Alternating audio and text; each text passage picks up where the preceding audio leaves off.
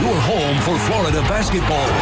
Catch select Florida Gator basketball games on 104.3 ESPN, Northwest Florida. WGSX Lynn Hayden, W Field, Q Port St. Joe. Panama City's home for Super Bowl 60. Powered by Panama City Toyota. And now, the Gulf Coast's newest sports talk host. Hey, there's the new guy. Paul Wilson. That is not winning football. Paul is your pipeline to the heart of the action. The defense can only play this good for so long. Hot takes, big reactions, and your calls are incoming. This week, it's really going to be crucial. The Sports Blitz. They're playing championship football. The new Sports Blitz. You can say what you want. On 104.3 ESPN Northwest Florida.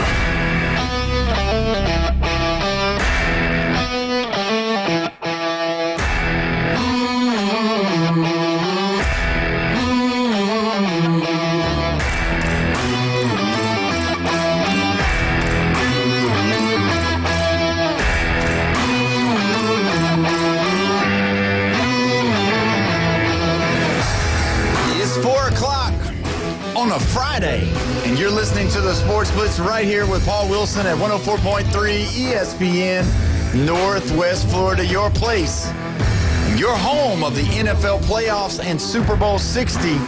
Man, we got a show for you today. So glad to have you here. Don't forget, you can call in, you can text in on the Red 7T's phone line, 850-215-6290. Don't forget also tomorrow, Saturday, tip-off Florida versus Auburn right here at 3 o'clock. And then Orlando Magic tip-off at 6 o'clock right here at 104.3 ESPN Northwest Florida. As always on a Friday, I got Jeffrey in the building. Jeffrey, how you doing today? I'm doing pretty good. You're looking good. You ready for the weekend? Sure. Oh, come on. This Apparently is the weekend. The traffic out there is ready for the weekend because they're all over the road, man. Oh, yeah. Everybody's ready for the weekend. Packed out. Now, I've heard it, but I'm not sure if this is true or not. Now, there has been some instances that have said that some of the radar is calling for snow next weekend. Now, one says 2 inches, and then there is one that says a possibility of 7 inches of snow right here in the Panhandle next weekend. So I don't know about that. What do you think? Well, I know the high Sunday is supposed to be 72. Mm-hmm. And then the low on Monday is 26. Oh, man. So that's, was it 46 Yeah, a lot. swing. A lot. That's a lot. That's a big lot. swing. Yeah, it's a big swing. Yeah, so, as always on a Friday, we got the Bone Crusher in the building. Bone Crusher, you like cold weather or you like for it to be hot? Yeah, I prefer a little on the warm side. But I did see Jeff coming in at the last second, right before the show started, on the ring cam thing, and he still got moves, man. He was sprinting through the parking lot like his Herschel Walker, the goal line stalker, looking for the end zone, and he made it, and he's not even out of breath. No, he's not. He's impressive. in shape. But I am going to take him over to work out with the Mosley football team. We're going to video that. That's going to be something to be So had. we're going to hit the weights? We are going to hit the weights. Yeah. We're going to see if how many of those 18, 19, or 17-year-old boys are stronger than you, Jeffrey. Yeah, some of them are going to be stronger. Some of them are not. No, I mean, look, I remember when I was 15 years old. Yeah. When I was, 16, 17 years old and all that, yeah, I know what I was benching, and I've seen them in Planet Fitness, because that's kind of that area, right? Yeah. And I've seen them in there, and they get so impressed. They're like, I got a plate on each side. It's like 45 on each. No, talk about the big plate at least, Yeah. And so you got 90 there, and then you got the 45-pound. 45-pound yeah. bar. Yeah. So you got 135, and they're like, woo, And I remember that when I first did that, I was like, wow, I've really moved up, Yeah. And it's just kind of funny. Yeah, I remember that. I remember when I did it too. I mean, that was you thought you were doing something when you had a plate on there, because whenever you were younger. Oh yeah, you're just building up to that point. You're putting on fives, and you try to stack those fives on there as many as you could to make it look like it was heavy. And what's insane is what people squat. And I'm talking about, the machine where you're not just regular free squats, but the machine, they're stacking like 7 or 8 45s on each side. I'm like, are you talking about laying on your back and the leg press? Yes. The inverted squat machine. And I'm looking at them like 7 and 8 45s, and it's like, wow, that's just crazy. Yeah, I've seen those videos where it didn't go so well for those guys pushing that weight, and their legs go a different way than they're supposed to go. So have you ever had a mishap at the weight room? No. Well, I'll tell you this. When I was younger, when we were working out and stuff, there's been times where when I was re-racking the weights, I pinched my hand or something like that. But I've never gotten hurt. Yeah. Because I never was a very big guy, and I never was a big weight room person. I mean, we obviously had to lift weights, but I wasn't one of the strongest, and never tried to, I could see you now being one of those guys that walk around with their shirt off trying to show all the women. And, is that true or not? Is that a good, because come on, don't lie. He's flexing right now. No, look, I don't have anything to hide. And I always have funny stories that I come out with. So I was a sophomore at LSU, and I was looking pretty good. See, hold on, time out. That lets me know that he's definitely the guy walking around with his shirt off. It'll be a good story. Yeah. And they have a thing called the parade grounds that is right in front of the Union and then the clock tower. And so it's like high visibility because a lot of people, anybody who's a freshman has to walk by the Union because that's between the dorms and where the quad is, which is where most freshman classes are. I would lay out in the sun out there. Because it's the best place to get sun on campus. It really is because there's not much shade in the middle. Wow. And I was doing well. Wow. That's what you do when you're 19, you know? No, it's not. Nobody normal does that kind of stuff. No, on the LSU campus, yeah.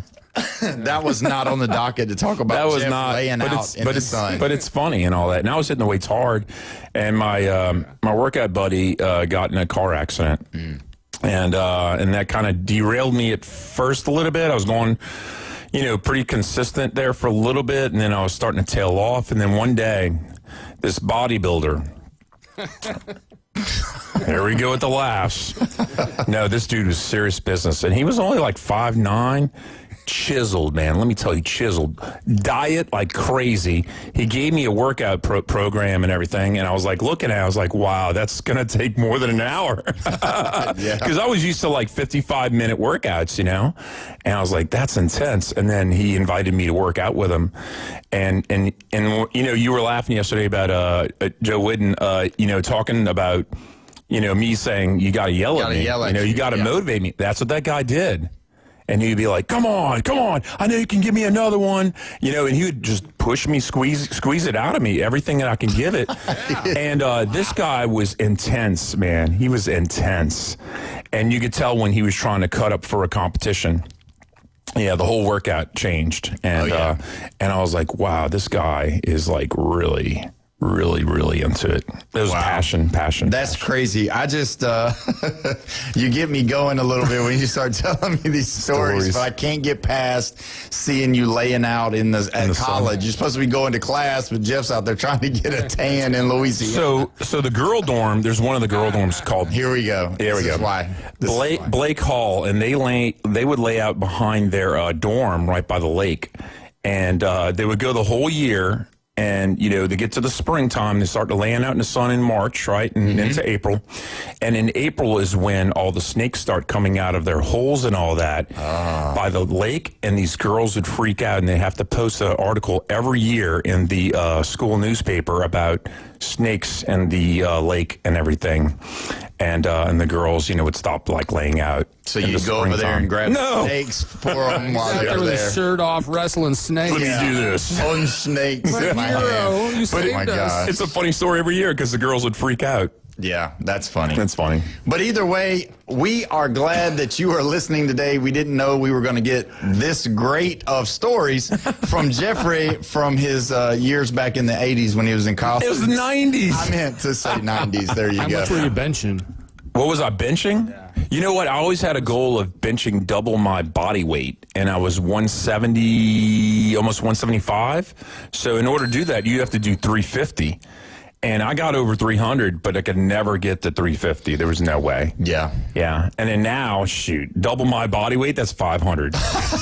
Ain't no way I'm coming close to that. No, that's not going to happen. No, that's too much. But either way, hey, I wanted to talk about this. It's something that is crazy. I know that, college, we always talk about college football and the NIL, and we talk about the transfer portal and all of that. But now, not only does NCAA have trouble with football, now they've got some trouble with basketball, and it does have to deal with my Alabama Crimson Tide. And if you think about it, it's dealing with allowing those guys to go play in the G League and then still come back and play. So as it sits right now, Charles Bediak is temporarily able to return to the Alabama Crimson Tide basketball team until the court rules differently. Until they rule differently. So this guy gets drafted, plays in the G League, and because he's not playing in the NBA, he gets to come back to college and play again with his old team. Yeah. Now, I wonder how that's going to work with NIL. Does he make money? I guess they're going to pay him. Yeah. I mean, so that's that. And then the other part is that you've got somebody that plays that same position that's been working his tail off, learning the plays, doing all the running, all the stuff that you've got to do to be a college basketball player. He's going to take his spot because that guy's coming back. And, I mean, he was a starter last year or 2 years ago with Alabama, and now he's coming back. And, man, do you like that? Because I don't. I don't like that at all. I mean, at some point, we've got to differentiate what we're going to allow to happen. And this is one of those things that it does not make any sense at all for a professional player to come back to college after 2 years.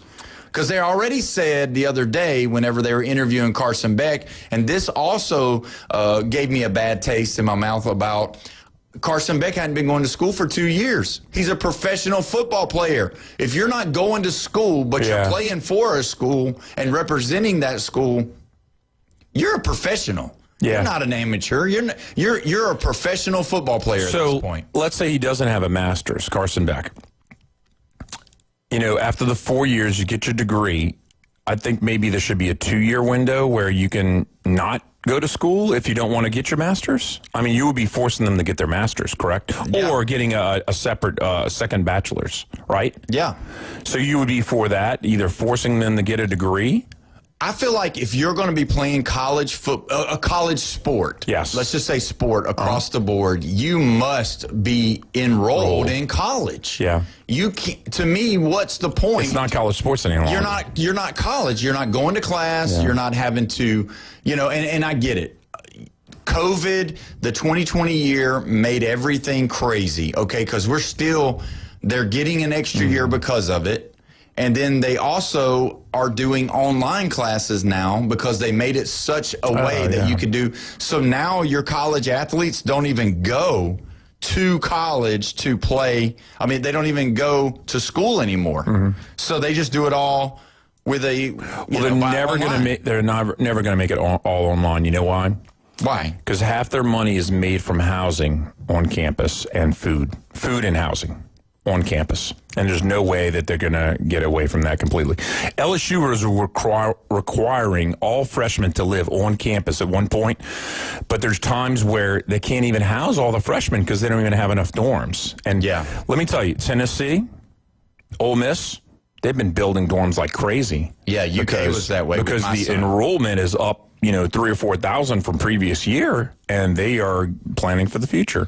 And I'm all for that, but no, they'll never have it to where it's all online. And there's exceptions. Some schools like University of Phoenix, and other schools. Yeah, but the athletes and a lot of those guys say that just say for example, I'll give you a good example. This is a right now scenario. Kids know who Malachi Toney in Miami is very popular. Yeah. And they want his autograph. They want his picture. So I could see where Malachi Toney is probably not walking down the school and going to class and sitting in the class anymore. They don't do that as much anymore. Now it's online. I do know for a fact that the football players, especially during the season, they do all online classes. They do not go to class. They do not go in and be a part of the normal population, and they pull them off to the side. It's just like the dorms in the University of Kentucky. They've got their own basketball dorm where it just so happens the basketball and the cheerleaders can stay in the dorms. Well, see, that's unusual because Broussard Hall had all the athletes at LSU. And then in the 90s, I don't know if it was the SEC or NCAA said that was not unconstitutional, but it was against the bylaws. Yeah. And they broke it up to where, they said y'all can't live all just in the same door, secluded from everyone else, and they opened up the Broussard cafeteria too. And I don't know how it's kind of regressed to go the opposite way, but apparently it has. Yeah. And Shaq was in he was out there in classes. Because trust me, he was in the quad. I would see him. He had a class right next door to me and everything. He was there. Yeah, times are totally different now. They're not allowing that. They're not going. They're all going to be online courses. But to get back to the original intent, the fact of the matter that this guy has went and played college or professional basketball for the G League, he should not be allowed to come back. I don't care if it's for Alabama or not, but that immediately, because he was a starter, he was a good player, and now he's going to come back and help the Alabama team because they're already a good team. I think they're ranked 14th, 15th, somewhere around that. And, Nate Oates has got them rolling over there pretty good, but to bring them back, that's crazy. So Jason White was a quarterback for the Oklahoma Sooners, and they went to the national title in 99. I think he was the quarterback then. He was 28 years old. Yeah. And that was back then. That was 25 years ago. Yeah, but that was a different story where he left, did not, and went and did something else like Chris Winkie. Chris Winkie went and played baseball. Him too. Yeah, he went and played baseball. Yeah, that's what it was. He failed at baseball, came back. No, okay. You say failed at baseball. Well, he didn't see a future. Yeah, he didn't see a future. That's not failure. He tried. He was on a team. He was not failure.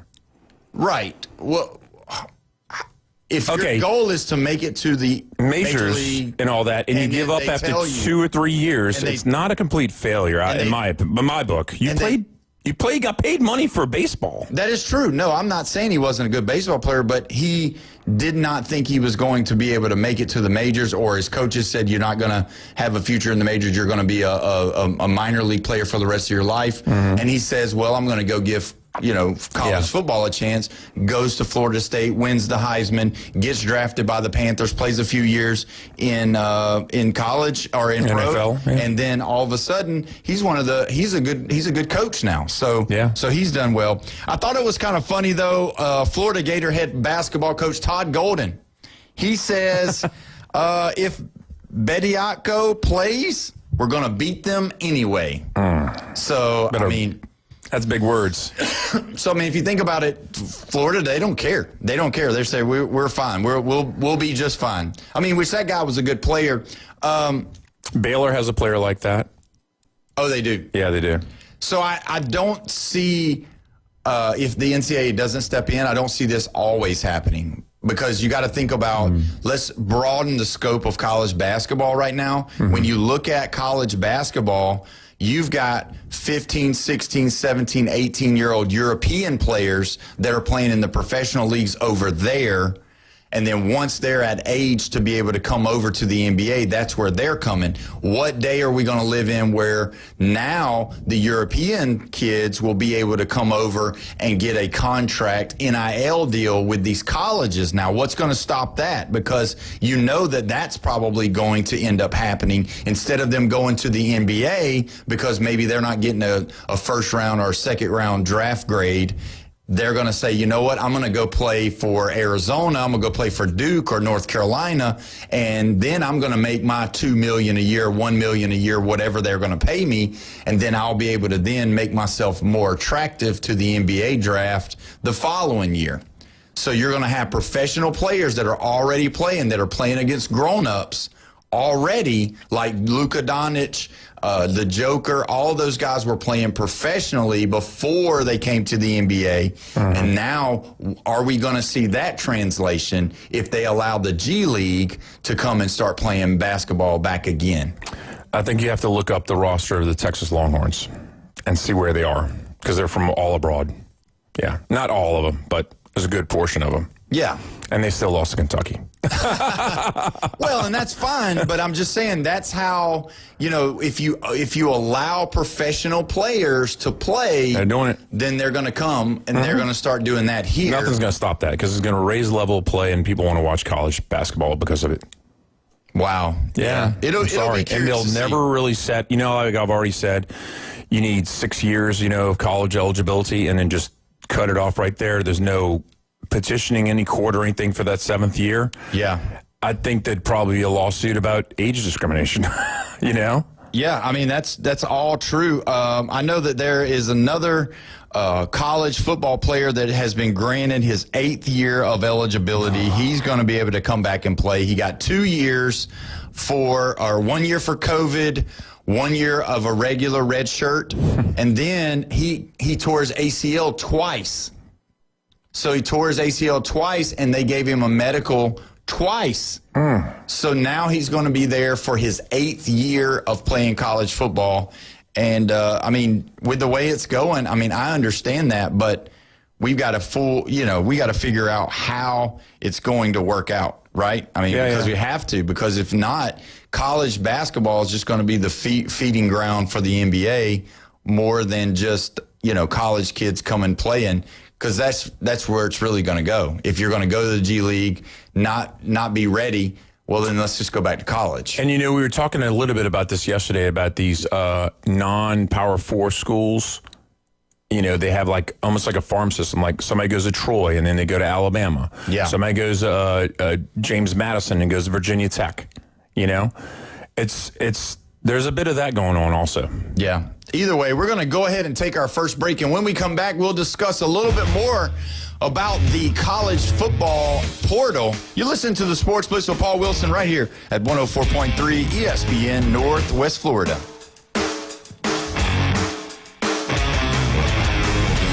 Get in the game. Call or text us now on the Red 7T studio line.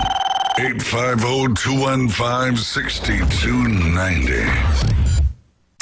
It's the PCB Hobby Takeover with Todd. Mondays at 5:20 on ESPN Northwest Florida. That is a very high-end card and very rare. Todd talks about coins, trading cards, collectibles, and the amazing stories behind them. It was the first one that's ever come through my door. Plus, we'll be taking your calls and questions at 850-215-6290. The PCB Hobby Takeover. A platform for you to do your hobby. Mondays at 5:20 on the Sports Talk Monster. ESPN Northwest Florida. Good afternoon. This is Joanna on ESPN Northwest Florida with Friday's weather forecast.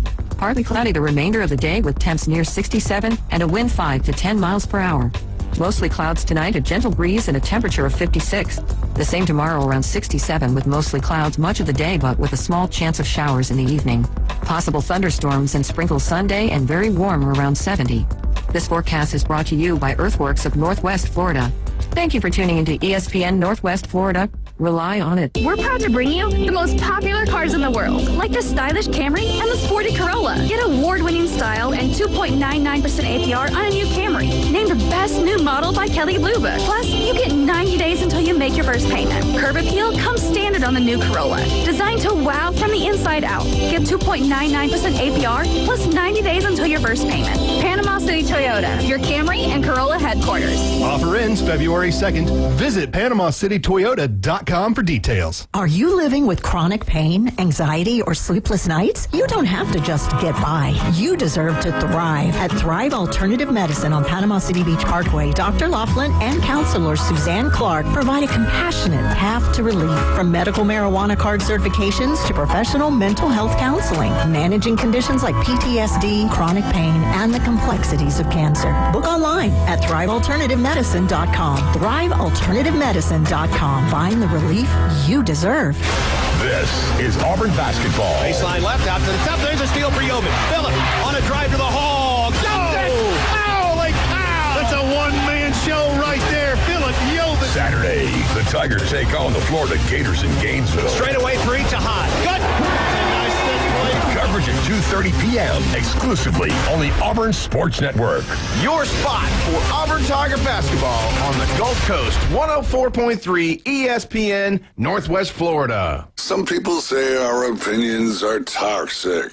We say they're just a little terminal. The Sports Blitz. This malpractice committee has received a few complaints against you. On 104.3 ESPN Northwest Florida. Welcome back. You're listening to the Sports Blitz with Paul Wilson right here at 104.3 ESPN Northwest Florida. Don't forget, we are your place for the NFL playoffs. Don't forget, Sunday, 2:30, Patriots, Broncos, Rams, and Seahawks are going to be the nightcap at 5:30. And also, don't forget, you can call in, you can text in on the Red 7Ts phone line, 850-215-6290. We're going to go straight to the Red 7Ts phone line. We've got Mike on the line. Mike, how you doing today, my friend? Well, my friend, if I was any better, I'd be in Florida. But I think especially on Panama City Beach. That's right. It's the reason I called in. This guy who's going to play for Alabama and is going back to college, this is what burned my butt. Excuse my language. But any guy that has got a 5th or 6th year or 7th or 8th year of eligibility shouldn't be allowed. It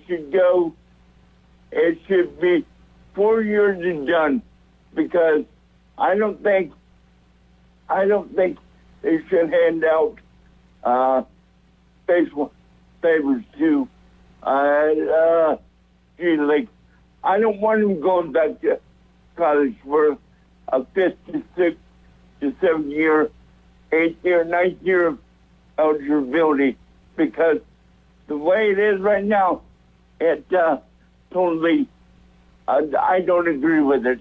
What say you, Paul? No, I don't either. And if you look at it, I know that they've been using COVID. I think this is going to be the last year that they can use COVID. 2020 was the year. I think they should get rid of that. Let that be it. It should be done. You get your 4 years. You want a redshirt a year, fine. You get the 5th year. The medical stuff, the junior college stuff, the Division II stuff, to me, needs to be your eligibility. I mean, if you were not good enough to play Division I football, Division I basketball, and you had to play JUCO, that's fine. There's nothing wrong with that. Junior college is a developmental side, and that should be fine. If you go to Division II and then you make it and get to that 1 year or whatever, then fine. But, I mean, realistically, the people that are being hurt by this are the the high school athletes that are these 17 and 18-year-old kids trying to make a roster, and now they're getting bumped out because of all the scholarships being given to these adults.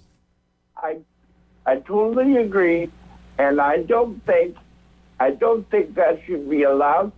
And it is taken fall sports, you know what I mean? Yeah. I mean, it's not enough that we got it in college football. Why do we have it in college football when we're trying to get rid of it in college basketball? I don't understand why the college football does it the same way. They shouldn't give scholarships to a 5th or 6th year or 7th year or 8th year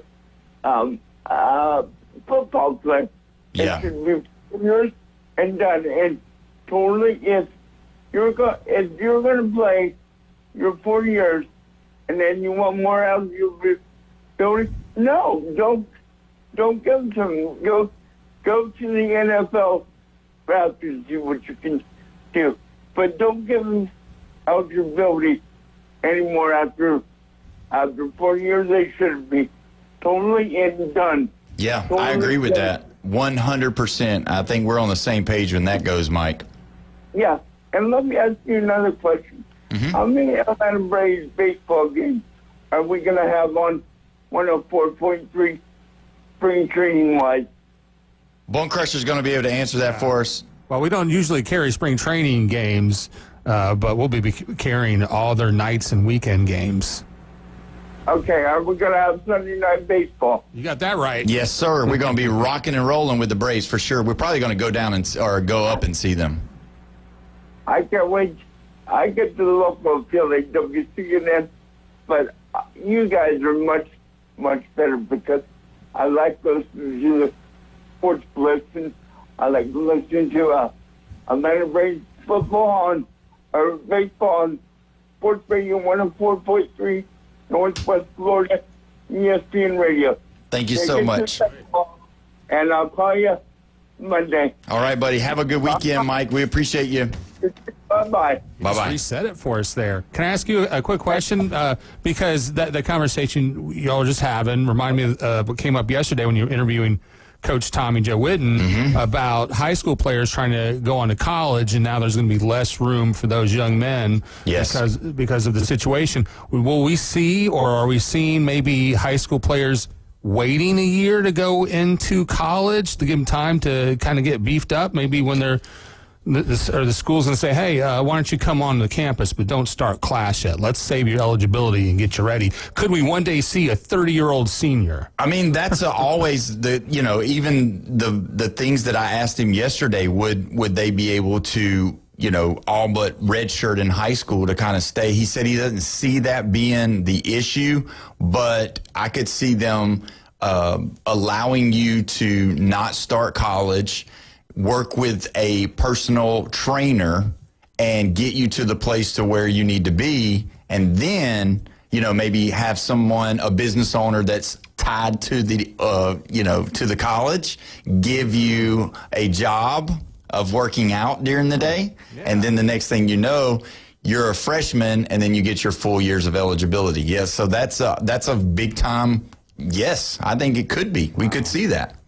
So, well, we definitely need to talk about the NCAA. And today they come out with and said they're not going to expand the college football playoff. I thought for sure with the debacle that they had this year, especially with the Notre Dame stuff and then the Miami deal and all of that they would probably go to 16. They didn't do it. They stayed with 12. I do still think it's going to be on the horizon. I think they're going to add more teams to it.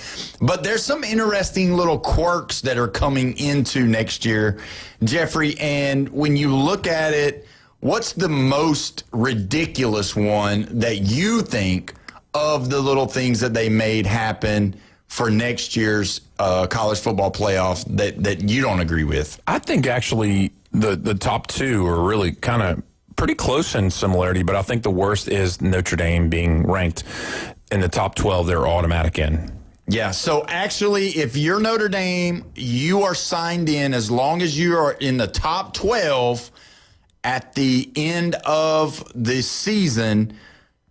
You're automatically in, no matter what. So that means you take a spot from somebody, right? If they're keeping the not the Power Four, the other six, I guess is what you could call it, the other six conferences, the automatic bid. So now Notre Dame gets an at-large bid every single year as long as they're in the top 12. Yeah. And then the second one is the ACC gets automatic from their conference championship. So that was Duke this year with 5 losses. Right, but look up, if you would, the Notre Dame schedule, because I was looking at it from this. I was looking at the 2026 Notre Dame schedule. And again, if you want to call in, if you want to message in on this, 850-215-6290. When you look at the Notre Dame schedule for next year, you'll see why Jeffrey was laughing, because it really was. It's BYU. Well, yeah, that's because USC is not on the schedule any longer. Right. USC is off the schedule. And BYU's on. And BYU is on. I mean, it makes no sense about how that this is going to be fair. You know as well as I do, everybody else is going to be so mad, so upset, and they're not going to love it at all. And so, with that being said, do you have give us their schedule real quick? Yeah, and here's the thing that I don't agree with. So I think there's only I think it's actually only 2 independents left, because UConn is the only one that's left, because UMass is going back into the MAC conference, I believe. So why Notre Dame and why not UConn? Right. You know what kind of schedule, or you know what kind of year UConn had?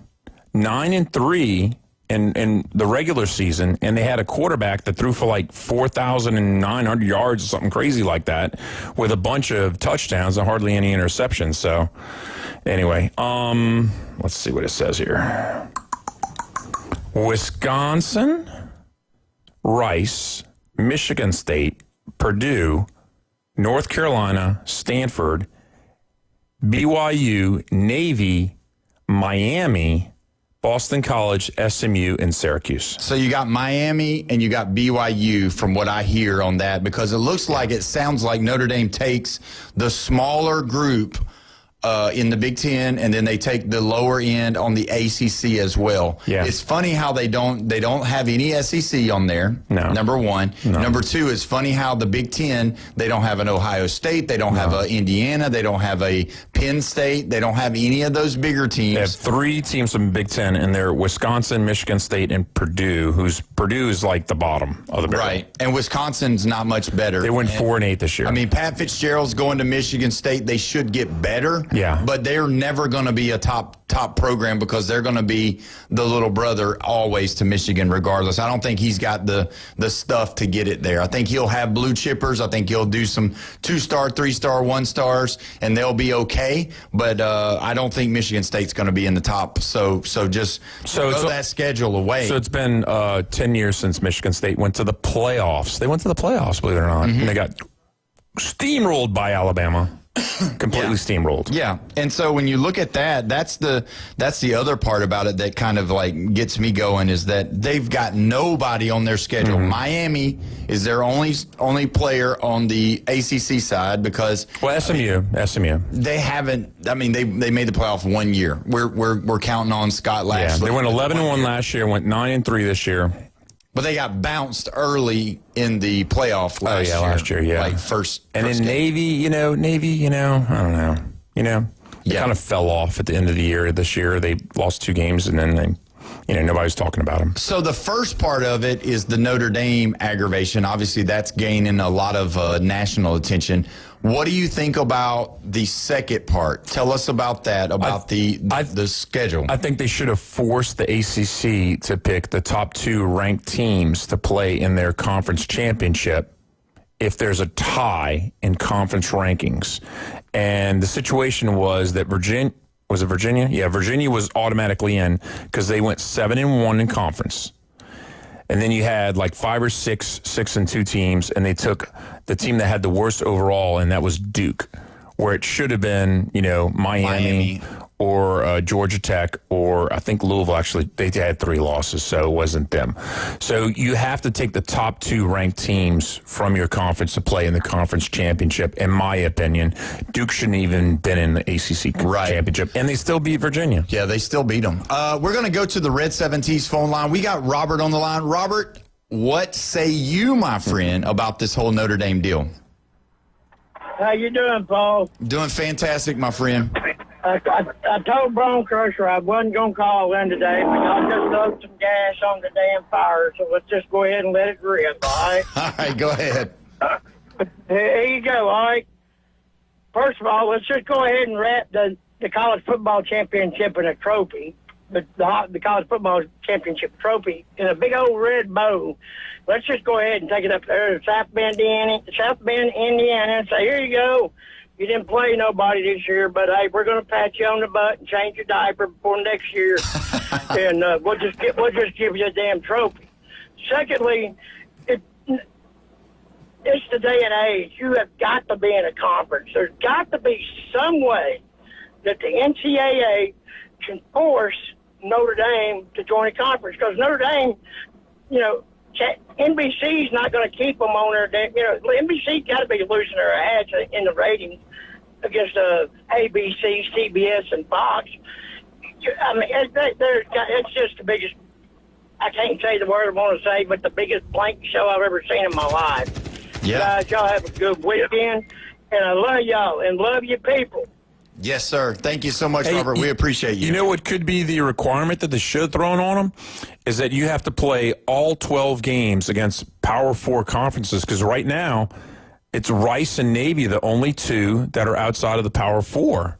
So they're actually playing 10 teams that are bottom of the barrel out of the Power 4, just make them required to all play all 12 games versus Power 4. And I don't care if you play in the bottom, because at least you're playing Power 4. Yeah, but I think it goes back to the illustration that Robert was using, is the fact that when are we going to make them get in a conference? What's the deal? They're in the conference in basketball. Yeah. What's the difference? Yeah. Why do they feel so special, privileged, that they can just be in their own little thing? And then now the NCAA says, you know what, not only are we not going to make you get in a conference, we're also going to allow you to be automatically getting a bid in the playoff if you're ranked 12th. To me, it says the best 12 teams in the country, but now it's not going to be, because they're going to make sure that they're in the 12. They're going to obviously, so somebody's going to get mad, and that's what's really going to push it to the next deal, to where they have to expand it. So if they feel so great about how they're so independent and everything, why'd they join the Big Ten in hockey? No, seriously, they aren't in the ACC, and all these sports are in like three sports. They're in the ACC. They're in the Big Ten in hockey, because the Big Ten only has like 4 or 5 schools that have hockey teams. Oh, really? Absolutely. Wow. This is not a made-up story. Yeah. I didn't make this stuff up. If you think that independence is so great, why are you getting in the Big Ten in hockey? That just doesn't make any sense to me. Yeah, I don't know. But I'll tell you, we're going to go ahead and go to the Red 7 T's phone line. We've got Big Nate on the phone. Nate, how you doing today, my friend? Hey, I'm doing good, brothers. Thank you so much for having my call again today. I've been listening to this thing ever since the championship was announced. And I'm like, we need something completely different. We need to go outside the box. Yeah. So I would say we're going to go with football, but we're going to go to Great Britain. And we're going to play college football like the Premier League, where you have a set number of teams at the top. And if you want to play into that, you got to learn, you got to earn it. Yeah. And it's going to take a little while to get it hashed out, but you're given a certain number of years to stay in there, and every 3 years they do a Premier League tournament, and then those are the top, tier teams that are going to be playing for the championship every year.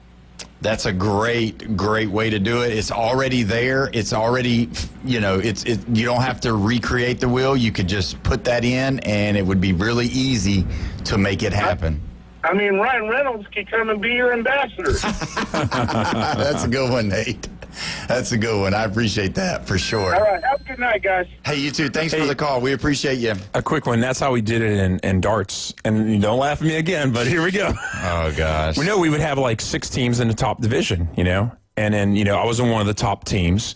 And we would beat them. We would beat them. We would beat them really bad. Like the 5th and 6th team would drop off down to the next level, and they'd take the top 2 teams from the next division and then raise them up. And then we kick their butt and they go back down. So there'd be 2 teams, and 2 teams would be up and down. Kind of like what they do in the Premier League. They kick teams out of the top league. Yeah, you got to. If you're going to be a good team and you're going to be considered for the championship, you got to win ball games. We're going to go ahead and go to the Red 7 T's phone line. We got Arnold on the line. What's going on with Notre Dame? Oh man, give me a break. That bunch of wimps.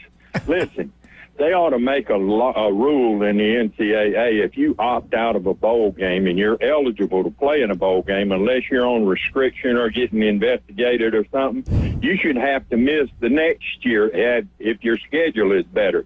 They did that to James Madison when they first got in the Sun Belt. They went undefeated, and they were not allowed to play for the conference championship. However, what they ought to do, if you're not in a conference, you should have to play the 3rd place team out of each one of the major conference to play your way into the playoffs, instead of just saying, oh, well, I'm Notre Dame, I'm going in. No, you ain't. You're going to go back and sit down somewhere. Y'all have a good day, man. We appreciate it. Again, and all that, everything everybody said is fantastic. That's all good. Why? My question though, why are we allowing Notre Dame to hold the key? Like, why do they get an opportunity to hold the key? Why? I mean, Why can't, say, Indiana say, you know what, I made it the last 2 years. We should get an automatic bid next year, no matter how good or bad our season is. Ohio State says, hey, we won it last year, and we are in the playoff again this year. We should get a bid this year automatically. So we're not going to play unless you let us have an automatic bid. If everybody started just having the mentality of Notre Dame of, okay, I'm going to take my ball home, then the next thing you know, we'll have JMU, Tulane, Cincinnati, Wisconsin, and Purdue, and all these people in the playoff, and nobody will watch it, and then all the other teams will just be sitting at home holding the keys to this, because that's exactly what Notre Dame is doing. Notre Dame is holding the NCAA hostage, and the NCAA is like, oh, we love this. Continue.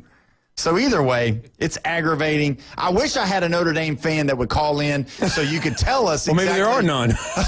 Well, I mean, tell us why does Notre Dame get that? What do they bring to the table that allows them to say, if you're ranked 12th, you're automatically in, when nobody else, no matter if you've won championships or not, because the last time I checked, Notre Dame hadn't won in a very, very long time. So either way, how do they get that? Notre Dame fans, you're on the mic next. When we come back, we'll talk about a lot more of this, but we also are going to get to some of this playoff and coaching carousel going on in the NFL. You listen to the Sports Blitz with Paul Wilson right here, 104.3 ESPN, Northwest Florida.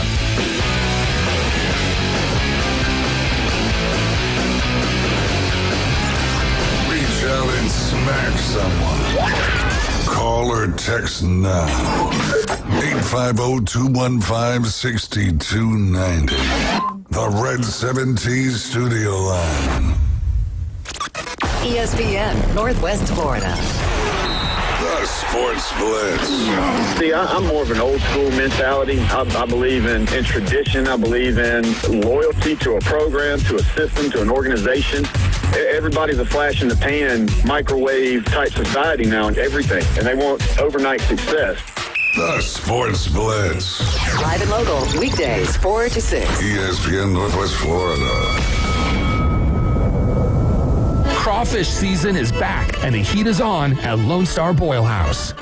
Lone Star Boil House is where the locals go for delicious, mouth-watering Cajun crawfish, shrimp, buttery red royals, and everything crab. Plus, Lone Star Boil House is now serving liquor.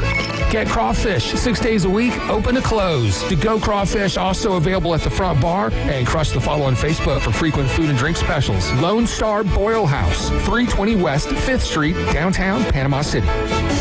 Full residential and commercial projects from start to finish, Wheelhouse is ready to help.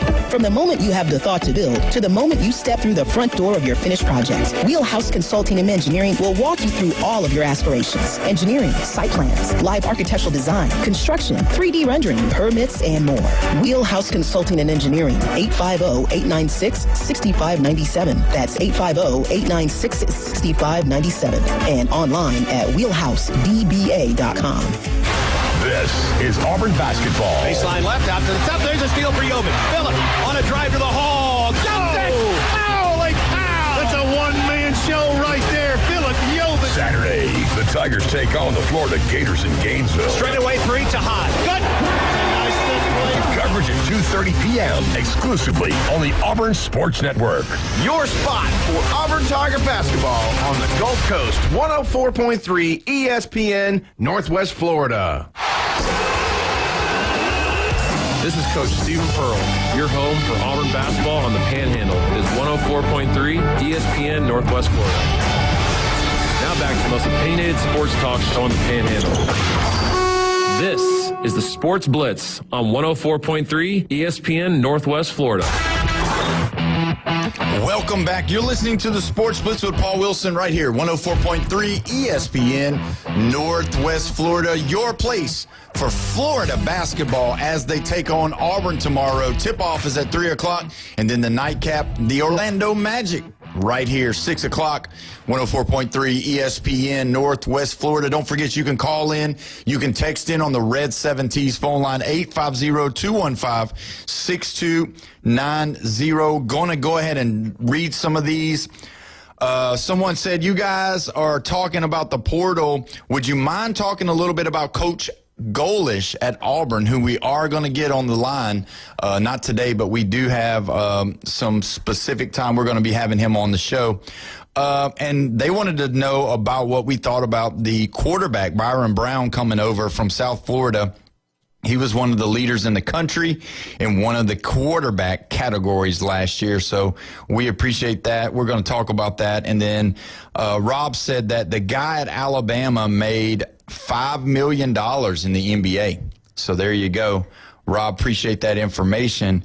We'll tackle the Golish first, Jeffrey. When you look at what Auburn has done, bringing Golish in, I thought it was a great move by them, bringing someone that's been successful at the smaller level, coming in where Auburn, and again, we've talked about this, and I've let you know before that for whatever reason, however it flows, that Auburn is always good at getting that talent in the South, especially in Alabama, especially in the Mobile area. A lot of kids love going to Auburn from there, and they have a lot of connections down there. So you know as well as I do, if he can get the athletes, you've seen him be able to be a good coach. So do you like the Golish coming to Auburn? Do you think out of him and Summerall and some of these low-level guys that are now getting a shot to play the big-time ball, do you think he's going to be one of the ones that we're talking about later on? Like, man, that was the good hire right there. Well,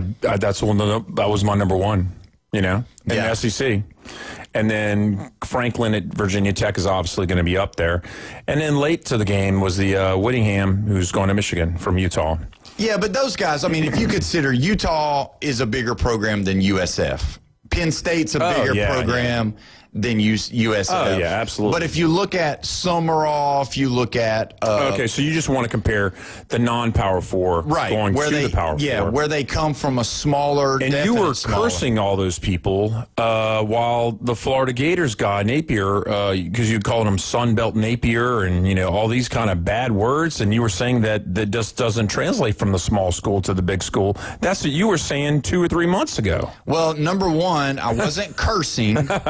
because I don't do that. But number two, I was just so like, why are you going to replace Sunbelt Billy with Sunbelt Jimmy? Or Johnny.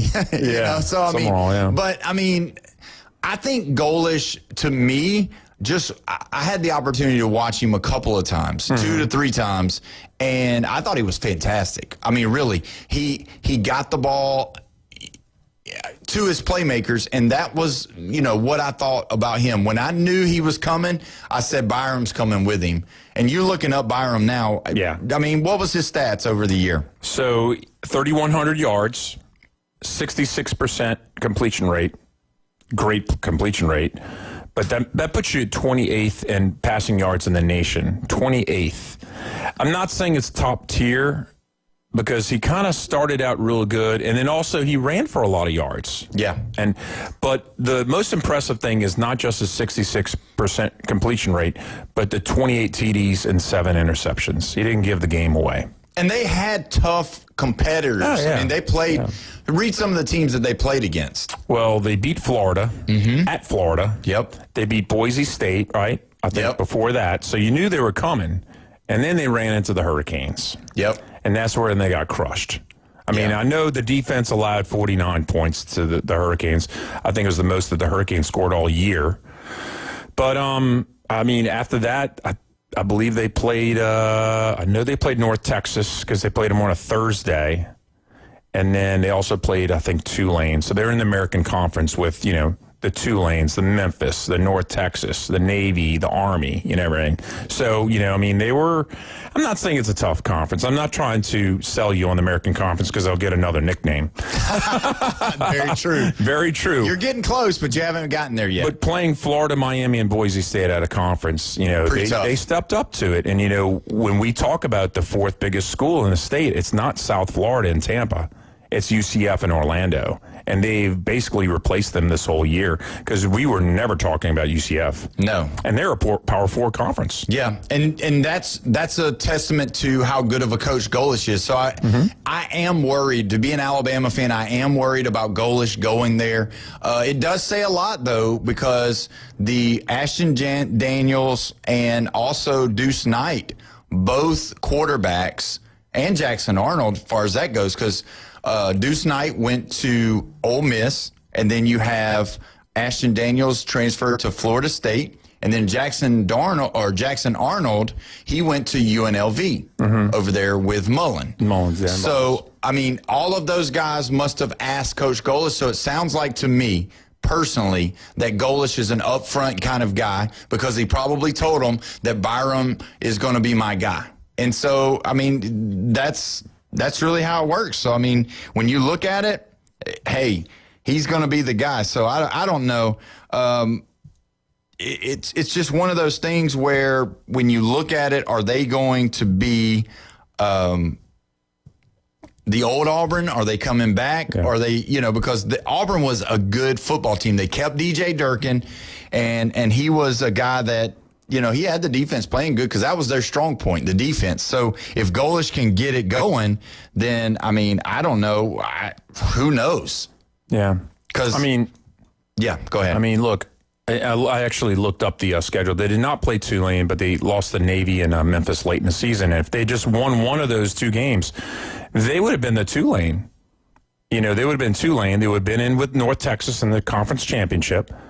And if they beat North Texas, they could have been that 11 seed and got killed by, who killed Tulane? Ole Miss.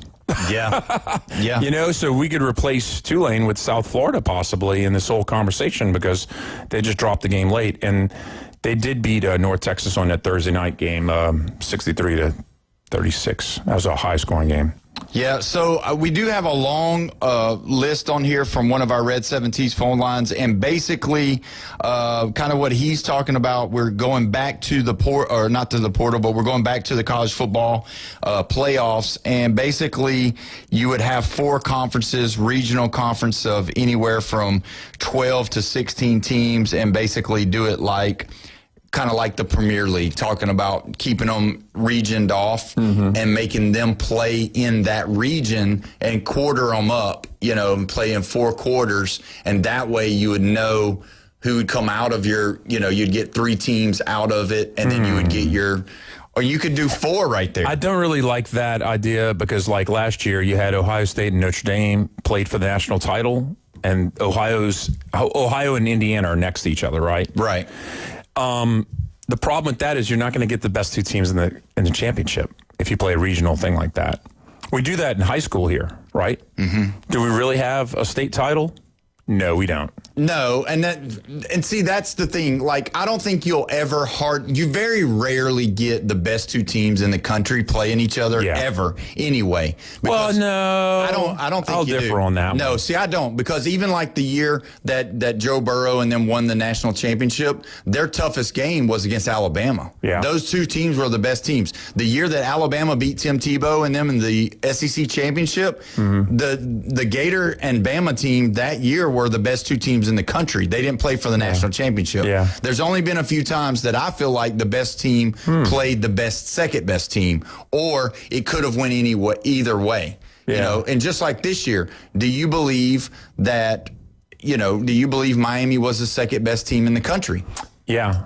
Yeah, I absolutely 100% do. There's only one team that they didn't actually play to knock off that could even be maybe called number 2, and that's Georgia, because they beat Ohio State, they beat Ole Miss.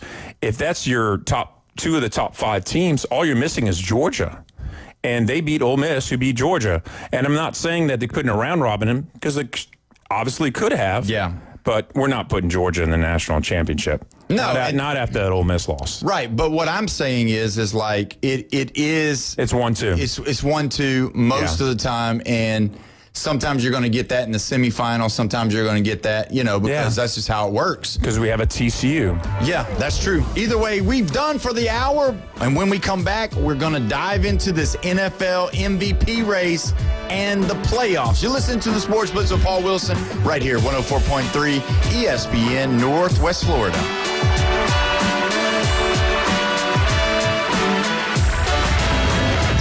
The Red 70s studio line is now open.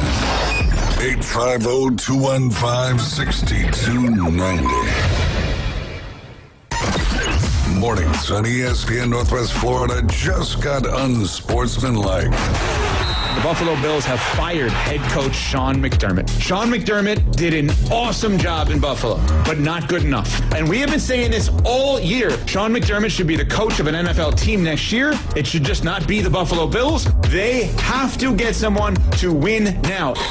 Evan, Canty, and Michelle. Weekdays 5 to 7 on ESPN Northwest Florida. Good evening. This is Joanna on ESPN Northwest Florida with your weather forecast on this Friday. Mostly cloudy tonight with a gentle breeze out of the northeast at 10 miles per hour and temps near 55. Tomorrow morning we will have mostly clouds and be quite warm at 63. A mixture of mostly clouds and light sprinkles in the afternoon and evening and a high 68.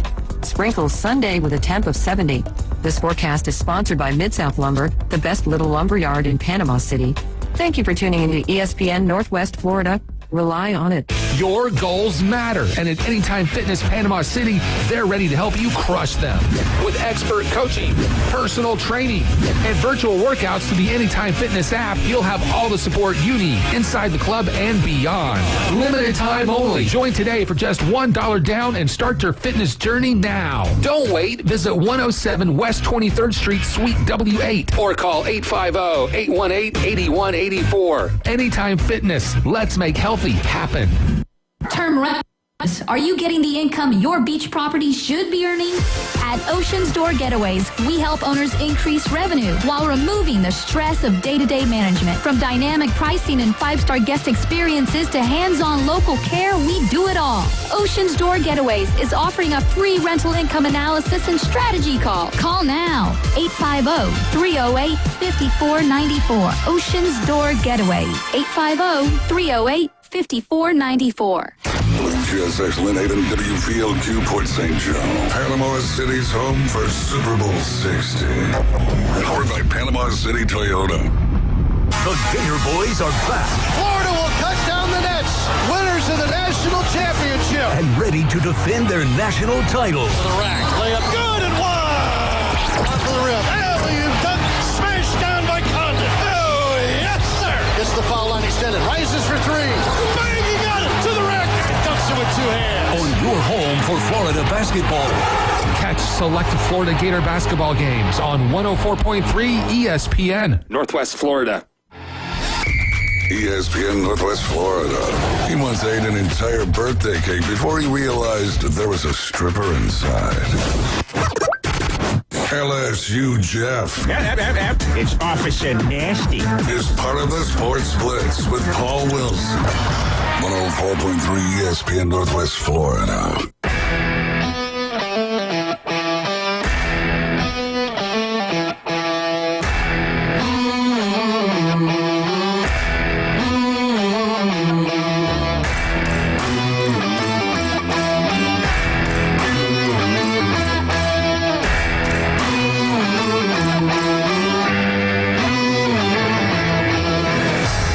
It's 5 o'clock, and it's Friday. That means it's the weekend, baby. And we're so glad that you are here joining us on your ride home. Or maybe you're going to a restaurant tonight. Make sure you eat something good, because you know Jeffrey will. Either way, so glad to have you joining us today. Don't forget tomorrow, Florida versus Auburn right here. Tip-off is at 3 o'clock. And then at the nightcap, the Orlando Magic, 6 p.m. on your home for the NBA, 104.3 ESPN, Northwest Florida.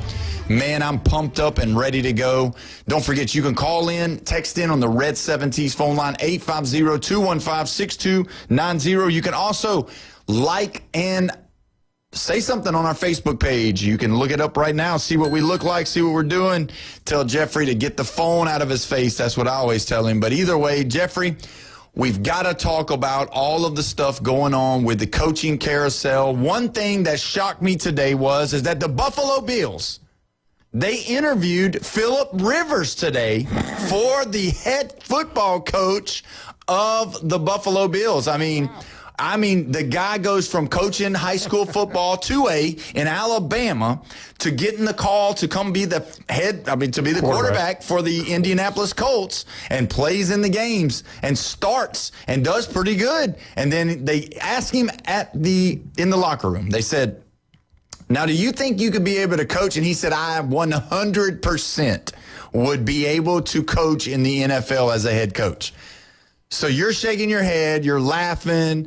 The Bills must have thought they didn't call you. They didn't call me. They called Philip. Why did they call him? Because they thought he was a legitimate prospect to be able to be the head football coach of the Buffalo Bills. What say you? I guess they think he has a football IQ, but he didn't win any games for the Colts. Where's the football IQ? Translate. Well, he can't do both. He can't go play defense and offense because they scored points when he was at the helm.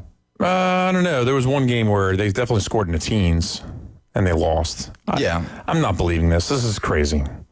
I'm not even saying it's a publicity thing because I don't think it is, but that's just nuts. So you don't think he could be a good head football coach in the NFL? Yeah, he's making a leap from high school to the pros. No, that's hideous. That's crazy.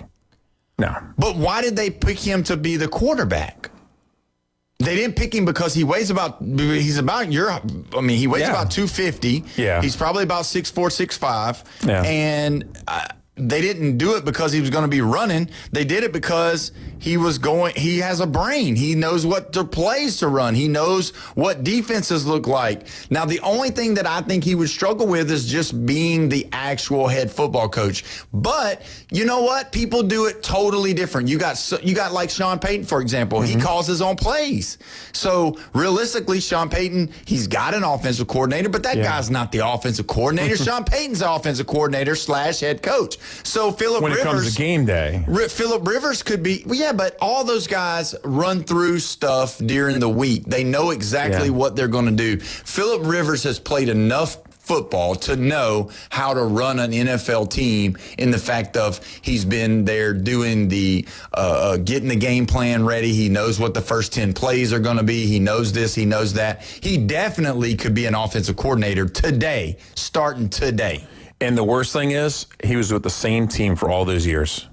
He didn't even travel and see different coaching styles and schemes and everything. He was with the Chargers the whole time.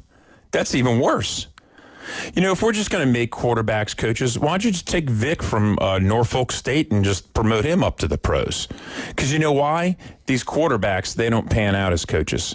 Nah, see, okay, so you went from one extreme to the other. Now, Michael Vick was a quarterback in the NFL because of his athletic ability. He never was one of those guys that could read defenses and be able to, they're not asking him to come back to play quarterback because he could sit back there in the pocket and read and go through the progressions. Yeah. Those are kind of things that, so no, I disagree with you on that standpoint. I know, but I'm trying to make a point. But Josh McCown, not too long ago, was interviewed for the quarterback or for the head football coach of, I think it was the Jaguars or somebody. Yeah. But they eventually allowed him to do the interview, but they didn't keep him as a head football coach, but he was signed on as a quarterback's coach, and I think he still is in the NFL doing coaching. So, I mean, I think there's something that could be said about that. Yeah, no, I don't believe it. And they're not the smartest guy on the field, quarterbacks. Sounds crazy, doesn't it?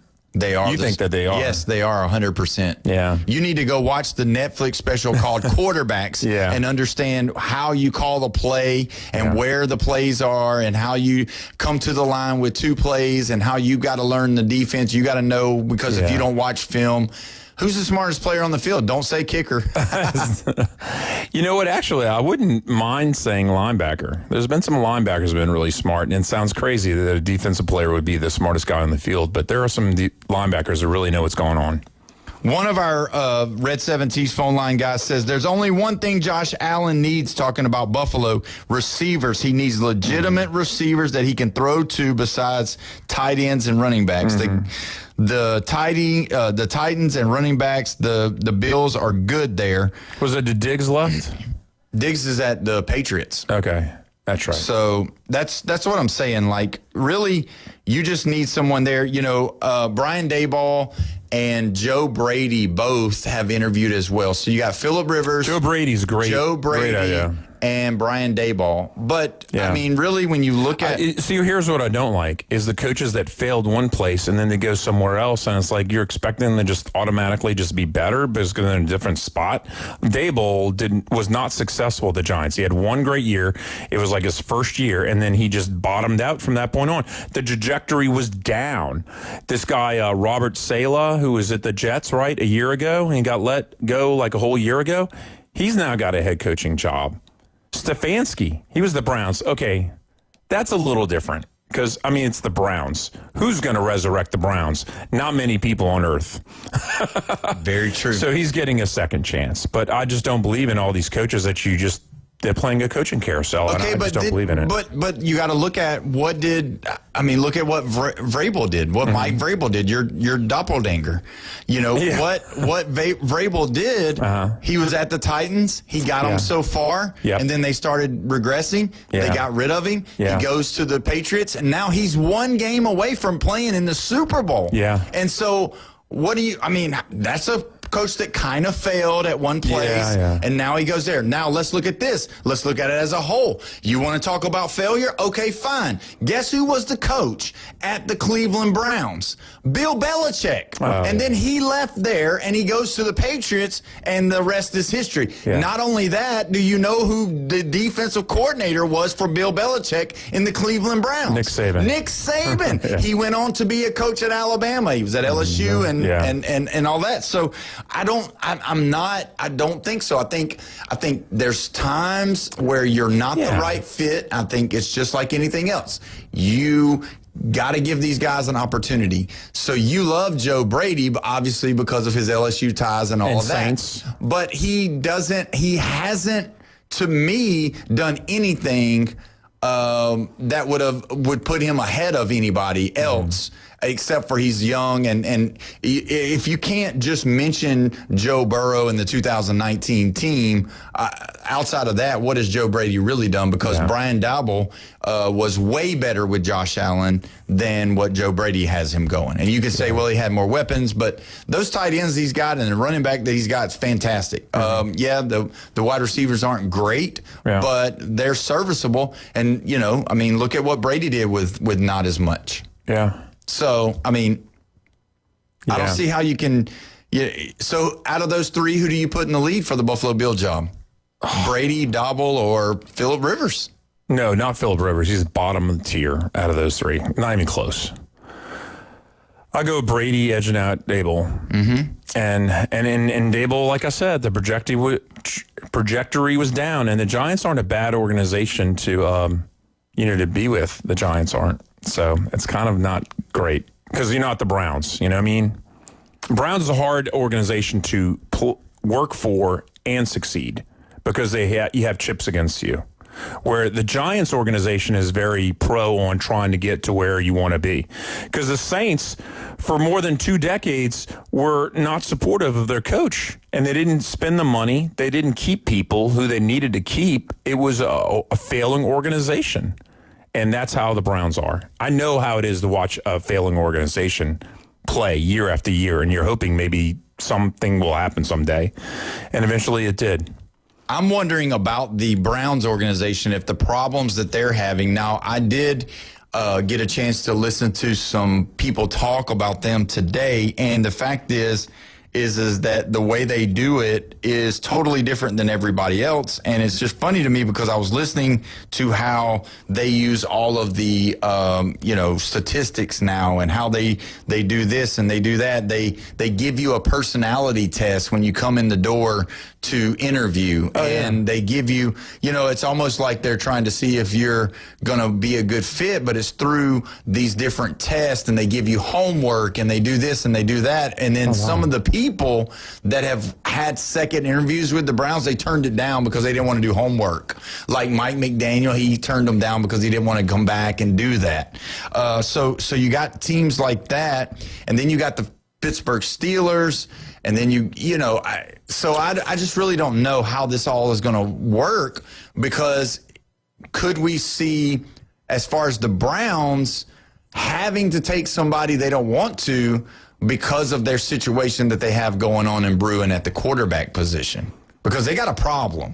Whether people want to be out loud about it or not, I'm not going to face it, shyly. I'm going to say the truth. You've got everybody that is on ESPN or any of the other talking organizations. They think Shedeur Sanders is a QB1 immediately right now. And the person that takes that job, if they don't have him playing quarterback, he is going to be talked down about. He's going to be, so whoever does take that job, that's going to be the big talk is Shedeur QB1 or is Dylan Gabriel QB1 or are you drafting a QB1? Because, that's where it's going to be. And then the Pittsburgh Steelers, they're in the same boat with not necessarily that. It's Will Howard, is he your fix? Or is Aaron Rodgers going to come back? Or are you drafting one? Are you going to get Ty Simpson like everybody's predicting? Well, Mel Kiper is. Anyway, real quick before we move on, I did finally get a Notre Dame comment. There we go. Wade Wilson says, that shows you the relevance of Notre Dame. Say what you want as an SEC minion. Relevance. But Notre Dame is college football!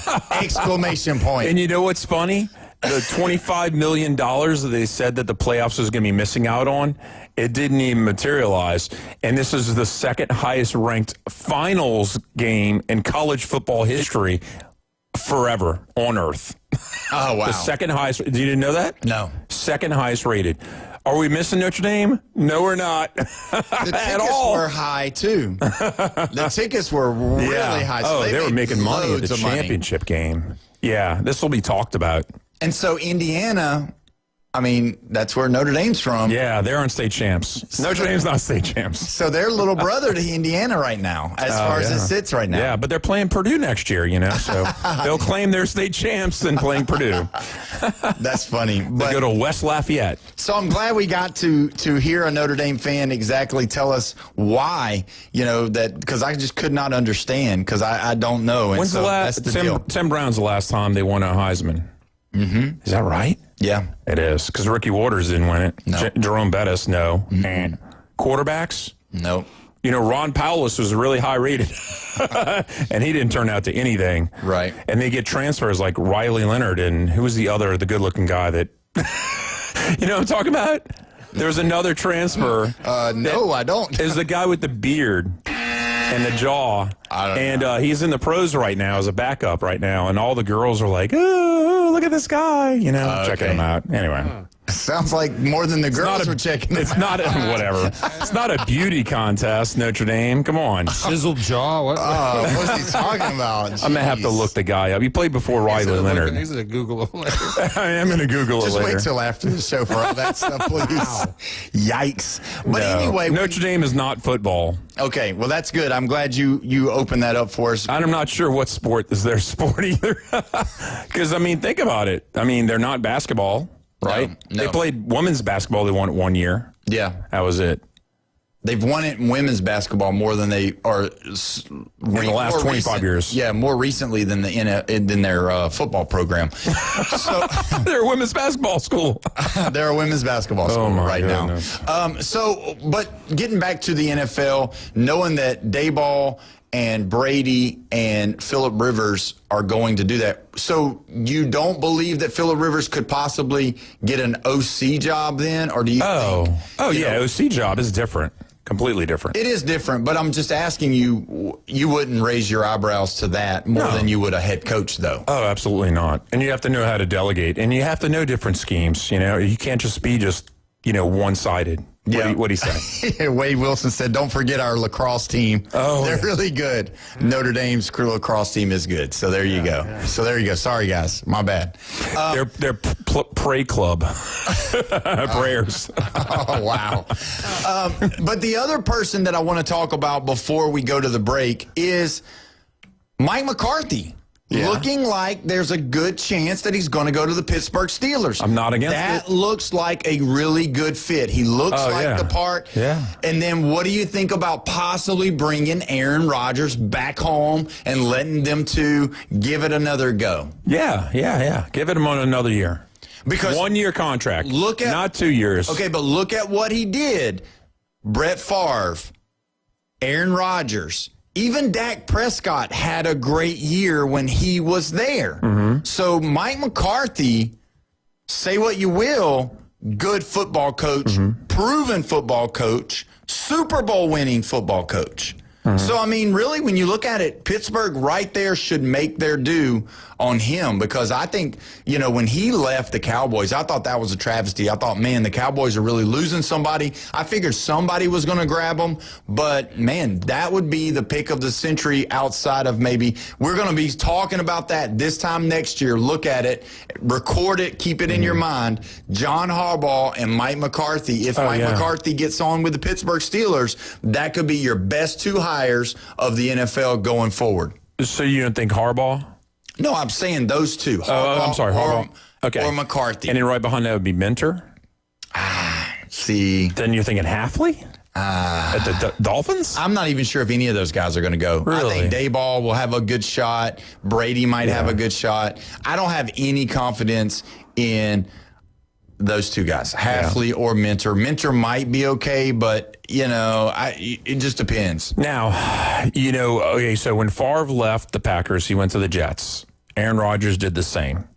And then it was a failed experiment, and they both got out. And then Favre went to the Vikings and took them to the NFC Championship. Yes, he did.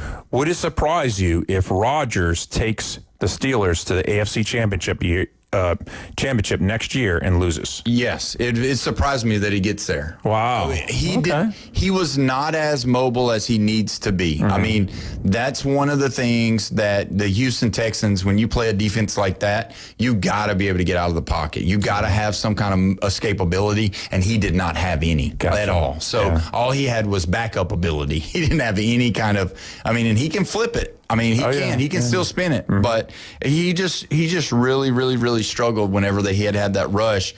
You got to be able to move outside of that pocket. You got to be able to escape, and he couldn't, which those guys are great. Don't get me wrong. Drake May felt the wrath of them as well, but the successfulness of Drake May being able to move pocket and all that allowed them to have to kind of account for his ability to scramble. They didn't have to account for Aaron Rodgers' ability to scramble. Aaron Rodgers was just a scarecrow standing back there throwing the football. That's all he was. So really, when you look at it, you got to be able to move in the pocket, and Aaron Rodgers just couldn't do it.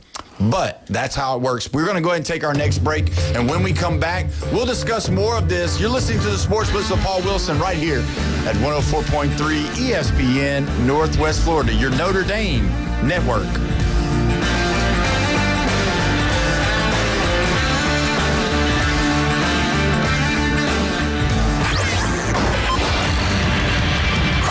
Text him now on the Red 7T studio line, 850-215-6290. ESPN Northwest Florida presents the most college basketball. Three-pointer, flips it in. College basketball is back. The Panhandle's destination for live play-by-play. The SEC, ACC, and beyond. Oh, he saw that coming, Rampant. The biggest games play right here. ESPN Northwest Florida. Good evening. This is Joanna on ESPN Northwest Florida with your weather forecast on this Friday. Mostly cloudy tonight with a gentle breeze out of the northeast at 10 miles per hour and temps near 55. Tomorrow morning we will have mostly clouds and be quite warm at 63. A mixture of mostly clouds and light sprinkles in the afternoon and evening and a high 68. Sprinkles Sunday with a temp of 70. This forecast is sponsored by Mid-South Lumber, the best little lumber yard in Panama City. Thank you for tuning into ESPN Northwest Florida. Rely on it. Golf is a game that should be fun, but to have the most fun, you need to play your best.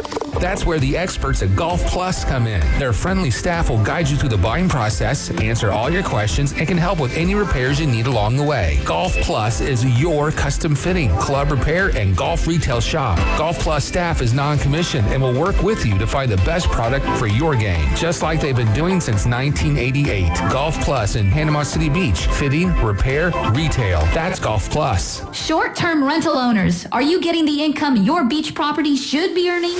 At Ocean's Door Getaways, we help owners increase revenue while removing the stress of day-to-day management. From dynamic pricing and 5-star guest experiences to hands-on local care, we do it all. Ocean's Door Getaways is offering a free rental income analysis and strategy call. Call now, 850-308-5494. Ocean's Door Getaways, 850-308-5494.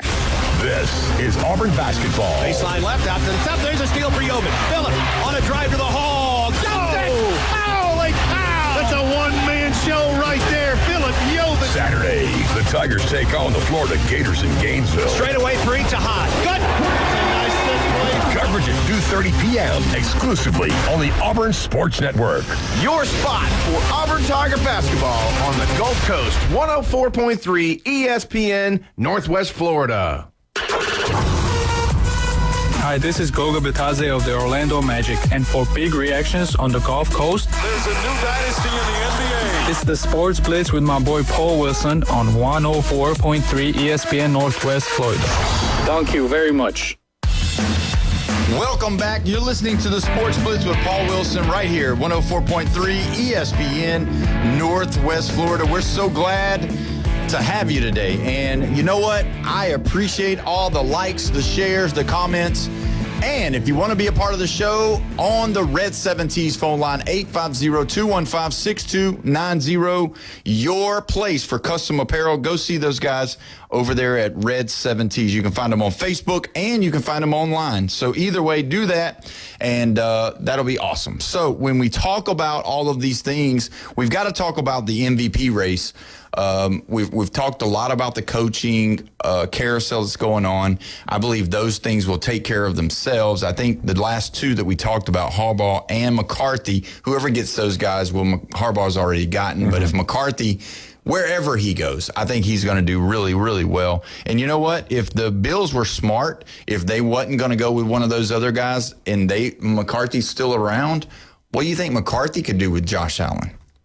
He's done good with every single quarterback he's ever had. Dak was great with him. Rodgers was great with him. And Favre was great with him. Yeah. So there you go. I mean, he makes the quarterback position better. So we have 4 QBs in this NFL MVP race. Were you surprised that McCaffrey got thrown in there? No, I wasn't, because he deserves it. He deserves to be there.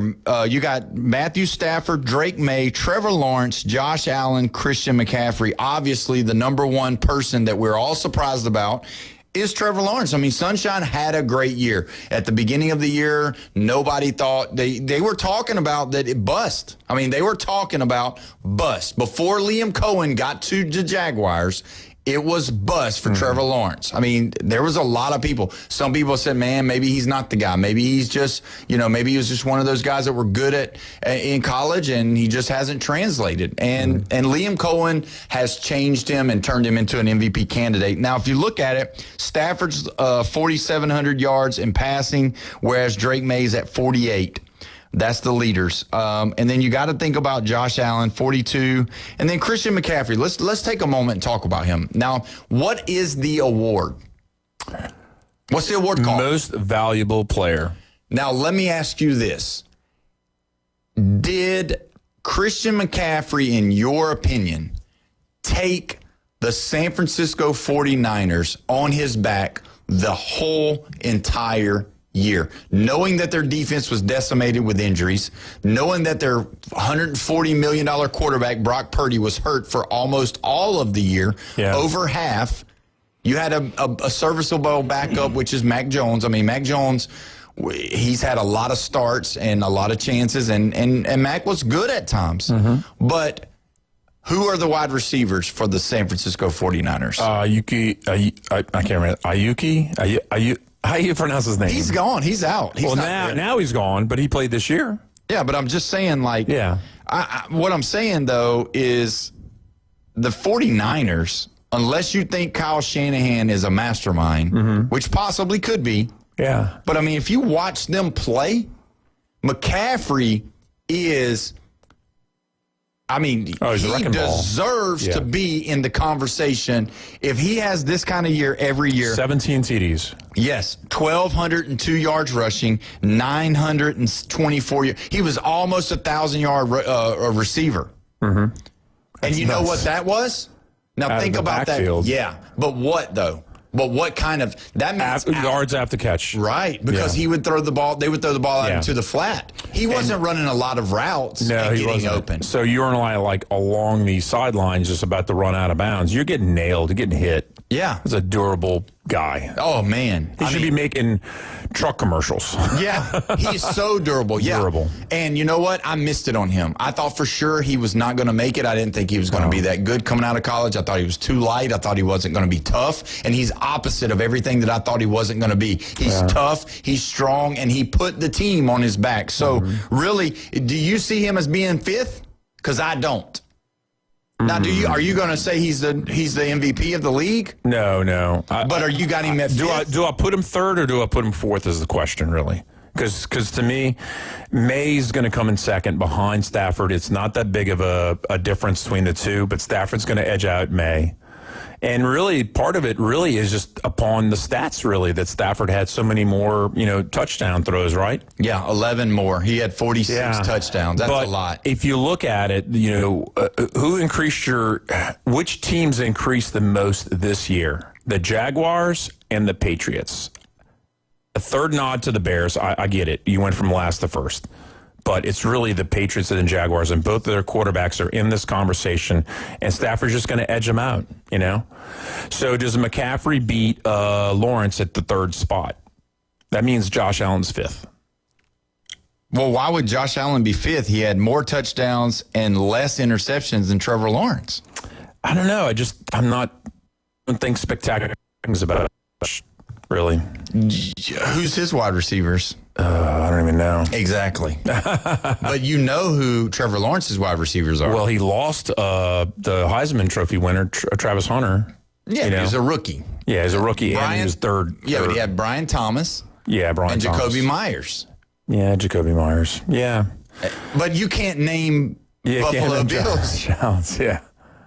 Yeah, I don't know. I don't know. I'm not sold on Josh Allen. It's because Josh Allen didn't win the playoff game is why. That's why. Because he played bad. The last thing you saw him do was play bad. So that's why you And I'm not saying it left a bad taste in my mouth because I was pulling for the Broncos. I was really happy when that happened. Yeah, but in overtime. So when the chips were down, guess who didn't come through? Right. So that's why he's going to be last. Right. Yes, that's why he's going to be fifth. And there's no way that I can coerce you to put McCaffrey third. Oh, yeah. You could coerce me to put him third. Sure. Yeah. Absolutely. I see it the way you do. I see Stafford, edging out Drake, May, and then I go McCaffrey, number 3 right there, just because I thought really because that's a big deal. And the one thing I will say, though, is out of all of those guys, who would you say is the most athletic? Oh, goodness.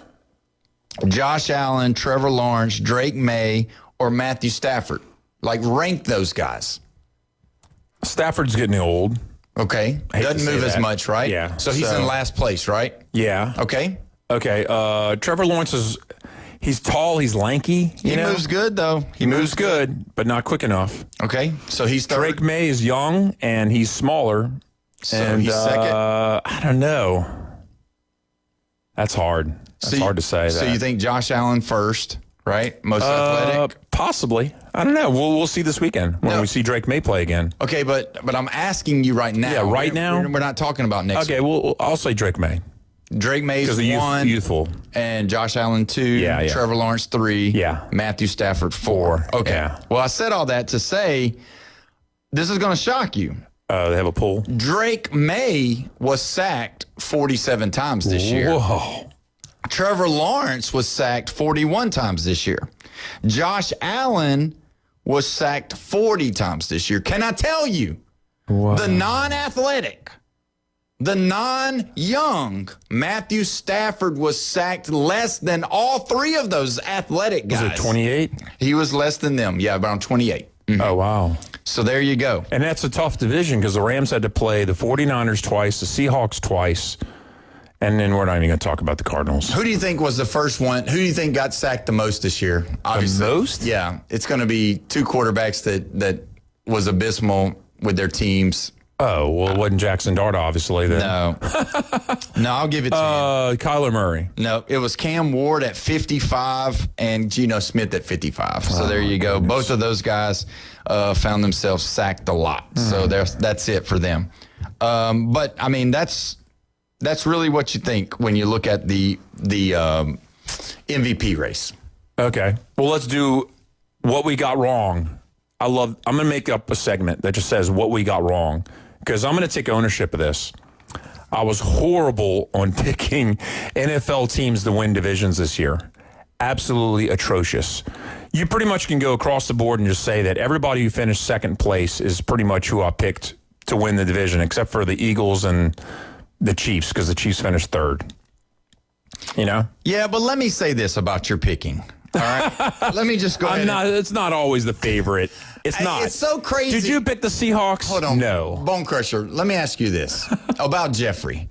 You know, he brags about picking the winning teams, but all year in college and in the NFL, he went with the favorites 95% of the time. And so that's not true. He's always like, "Oh, I picked the winners. I picked the winners." Yeah, you picked the winners because you picked the favorites. And so it's kind of easy to do. Yeah, what's the last upset you picked? He hasn't. Miami over Ohio State.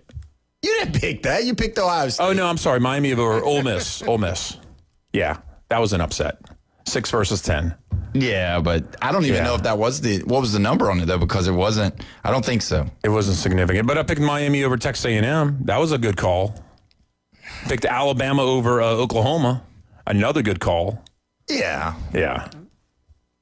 I did really well in college playoffs. You picked 3. No. Seriously, I told you it was 97%. So there you go. The game I missed on was Miami versus Ohio State. That's what it was. If you pick every single game, you're bound to get lucky now and then. Yeah, that's true. But if he picks the team that is favored, I mean, yeah, you're going to probably win most of it. You're going to win 80% of your games. So you obviously didn't pick the Patriots to win their division. No, I did not. Everybody picked the Bills, 100%. Yeah, you know? I thought the Bills were going to do it. Little did we know there was chatter going on with the coaching staff. Sean McDermott did not think that he had the team to be able to win. He felt like his rosters have been depleted, and the general manager and the owner, they both were solidified in the fact that they thought they had enough roster to win. Yeah. And Sean McDermott didn't. And so that was the whole deal. That's why everybody was shocked that he was fired, because you know, the Bills, this was their chance. Everybody kept saying it. This is the Bills' year. This is finally, is Josh Allen finally going to take them to the next level? The MVP, Josh Allen, because remember last year he was MVP of the league. Yeah. So they were like, okay, what's he going to do this year? Yeah. And then now you come out and not be able to get it done. And then Steelers, I totally didn't pick them to win the division. It was the Ravens. The second year for Derrick Henry at the Ravens. I mean, like, when are they going to get it together and win it all? Or that's what I thought was going to happen. As soon as they got Derrick Henry, I said, that's the piece they needed. Go. Yeah. Just go to the Super Bowl. No. And then the Chiefs finish in third place. I mean, who the heck saw that coming? But let's go back to the Ravens real quick. There was something that I saw with the Ravens that was kind of, it kind of made you wonder what was going on. You know, a lot of this time that he was there, John Harbaugh was there, he was such the supporter of Lamar Jackson. Lamar Jackson is a quarterback. Lamar Jackson is not a running back playing the quarterback position. All of those things was said out loud. And do you know that if you look at the body language of their last game, there's some things that you could see that you didn't really know.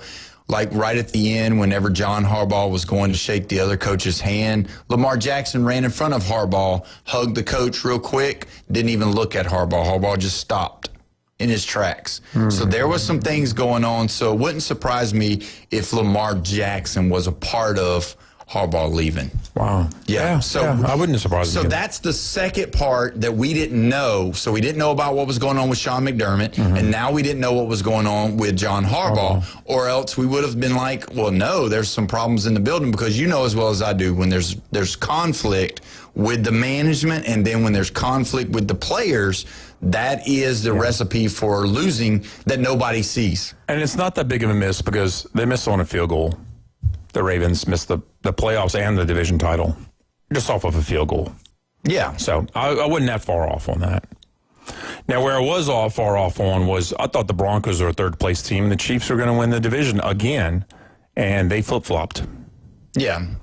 And, of course, had the Chargers in the playoffs as a second-place team, and that's exactly what they did. They underwhelmed us as a second-place team again. Well, you are really high on the Chargers and Herbert. You thought for sure that they were going to be the ones to take it to the next level. You believed in Jim Harbaugh really a bunch, and you felt like, and which you got to understand, the running back room was injured. Najee Harris hurt right off the gate. Yeah. And then Mario Hampton from North Carolina, he come in as a rookie and had some promise early, then he got hurt. Yeah. And you know as well as I do, Jim Harbaugh likes to run the football, and he was unable to. If you put it, that just kind of lets you know that if you put it all in Herbert's hands, he's not going to be able to do it. No, you're right. So, I mean, did this year kind of turn you for Herbert? Because you were a big Herbert fan coming into because I said he was a top 10, and I was laughed out the room practically. Yeah, and he's not. And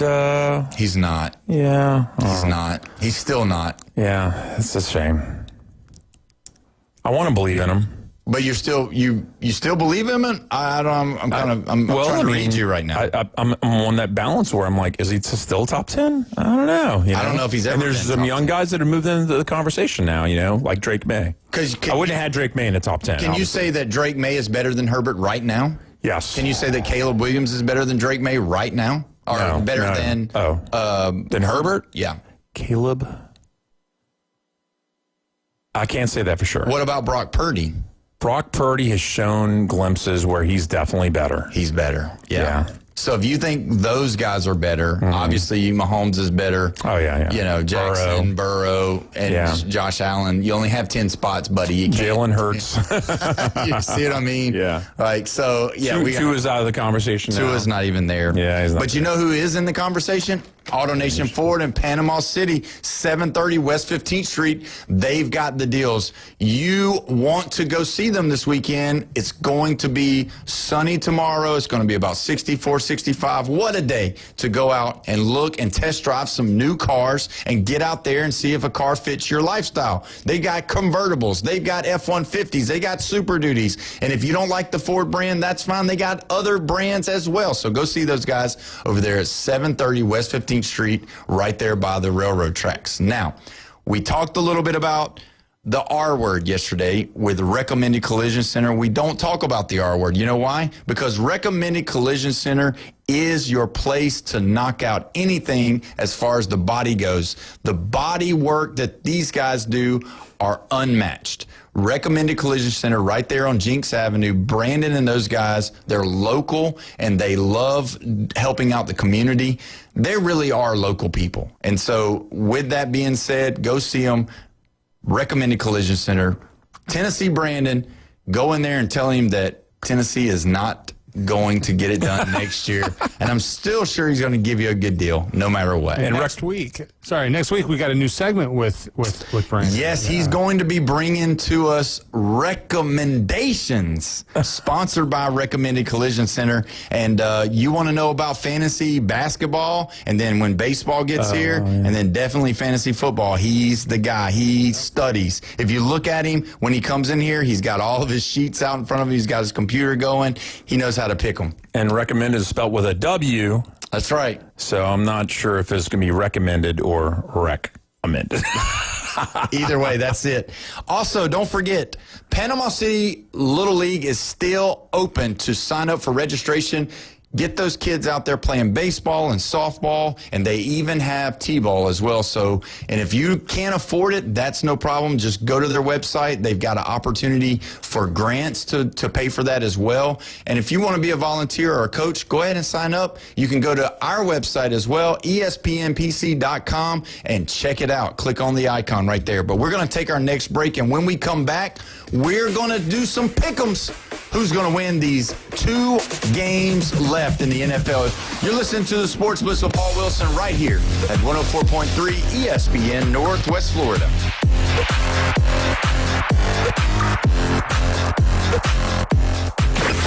Call in now. This is Touchstone Service. The Red 70 studio line is open. Demonstrate how to make a call with your dial telephone. 850-215-6290. ESPN Northwest Florida. It's the Coach James Hale Show. The ones that had access to be able to buy tickets or had tickets, got tickets, that the average or median price was $4,200 some odd dollars. That's right. And so, I mean, if you were able to get tickets or had access to tickets, $3 or $4 grand in my pocket, I'm going to do that. Weekday morning 7 to 9. ESPN Northwest Florida. Golf is a game that should be fun, but to have the most fun, you need to play your best. That's where the experts at Golf Plus come in. Their friendly staff will guide you through the buying process, answer all your questions, and can help with any repairs you need along the way. Golf Plus is your custom fitting, club repair, and golf retail shop. Golf Plus staff is non-commissioned and will work with you to find the best product for your game, just like they've been doing since 1988. Golf Plus in Panama City Beach. Fitting, repair, retail. That's Golf Plus. Are you living with chronic pain, anxiety, or sleepless nights? You don't have to just get by. You deserve to thrive. At Thrive Alternative Medicine on Panama City Beach Parkway, Dr. Laughlin and counselor Suzanne Clark provide a compassionate path to relief. From medical marijuana card certifications to professional mental health counseling, managing conditions like PTSD, chronic pain, and the complexities of cancer. Book online at thrivealternativemedicine.com. Thrivealternativemedicine.com. Find the relief you deserve. The Gator Boys are back. Florida will cut down the nets. Winners of the national championship. And ready to defend their national title. To the rack. Layup good and wide. Up for the rim. Alley-oop dunk. Smashed down by Condon. Oh, yes, sir. Gets the foul line extended. Rises for 3. Bang, he got it. To the rack. Dumps it with 2 hands. On your home for Florida basketball. Catch select Florida Gator basketball games on 104.3 ESPN, Northwest Florida. The Sports Blitz on 104.3 ESPN Northwest Florida, where the listeners call the plays. What do you like about this guy? He's all flash. He's no substance. And if there's a better opportunity, he's going to jump for it. 104.3 ESPN Northwest Florida. We are back live and local right here at 104.3 ESPN Northwest Florida, the Sports Blitz with Paul Wilson, coming to you in the beautiful city of Panama City Beach, right here in the Panhandle. Don't forget, you can call in, you can text in on the Red 70s phone line, 850-215-6290. We're excited today because it's Friday and we get to be off tomorrow and have some fun. It's going to be great. We're supposed to get some rain, though, on Sunday. I heard that it's going to be probably around an inch or so. So make sure you get all your stuff done on Saturday because it's going to be quite wet on Sunday. So did you know that? Yeah, there's 2 days of rain. I believe we get rain one day, 0% one day, and then rain the next day, or precipitation, whatever you want to call it. Yeah, it's called rain. No, sometimes it's snow or sleet. It's not going to be rain. It's not going to be snow or sleet. Yeah, it's been be below 30. 5 days since we had that snow last Sunday, and I was out in it at work, and it was like 6 in the morning. Yeah, we didn't have it where I was at. Yeah, as at the airport. Yeah, none at my residence for sure. But either way, we got to talk about these 2 games that are coming up. Probably the most surprising games that we've had in a long time. Absolutely. You'd be able to know that you're going to see the Eagles, you're going to see the Chiefs, and, who else? Bills or Ravens. Bills, Ravens. It's been a long time since we've seen Titans. It's been about 7 years, so. Yeah, but I mean, I'm just saying, lately, what have been the teams? The Eagles, the Chiefs, the Bills. Yeah, I mean, the Commanders are a little surprised last year because you thought the Lions were going to be in there, and the Commanders kept on survive. Was it survive in advance? Something like that. Yeah. So with that being said, I know you've already tipped your hat about who you're picking. Oh, yeah, I know who I'm picking. Go over why you're picking the Patriots beating the Broncos. Bo Nix is out. I was picking the Broncos if Bo Nix was there, and then as soon as he got hurt, and the game was over with and they announced it, I was like, oh, no, their whole season down the So toilet. you really don't believe 4.5 point spread. I mean, and you said it was at least a 4 points different going over to Stidham from Nix, right? I think so, but you got to look at how Stidham is going to play compared to how Bo Nix plays. Bo Nix, to me, plays reckless. He plays with reckless abandonment, which can be good, but it also can be bad. And so sometimes, if you listen to what Sean Payton has said about Bo Nix, and you can hear what he's not going to get out there right off the bat and say, yeah, Stidham's 5 steps down from Bo Nix. I mean, we're going to have to play our heads off to even be close. He's coming out there saying Stidham can do it. Stiddy, he's got a nickname, so that lets you know he really likes him. So Stiddy's going to come out and do it. And, he's prepared. He's saying we've got 2 weeks of preparation for the Super Bowl, which one of the players from the Patriots read that and said, yeah, in 2 weeks you'll be in Cancun, buddy.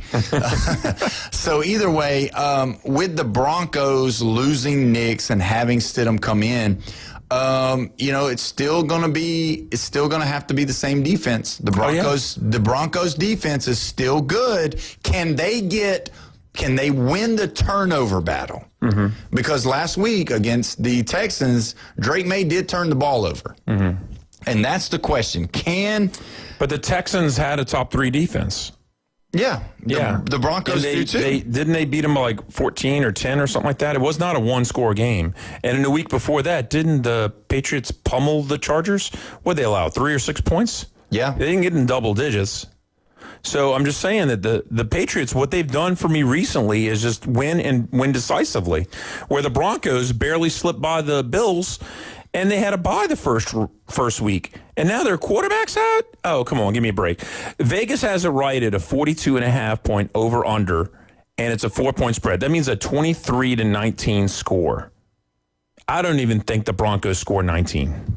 Well, let me just say this. A Florida State Seminole has just texted on the Red 7T's phone line, and he says the quarterback is out. Maybe they should not let them play in the championship game, kind of like they did FSU. Oh man. I'll tell you what, that still runs deep, doesn't it, for the Seminole fans? Man.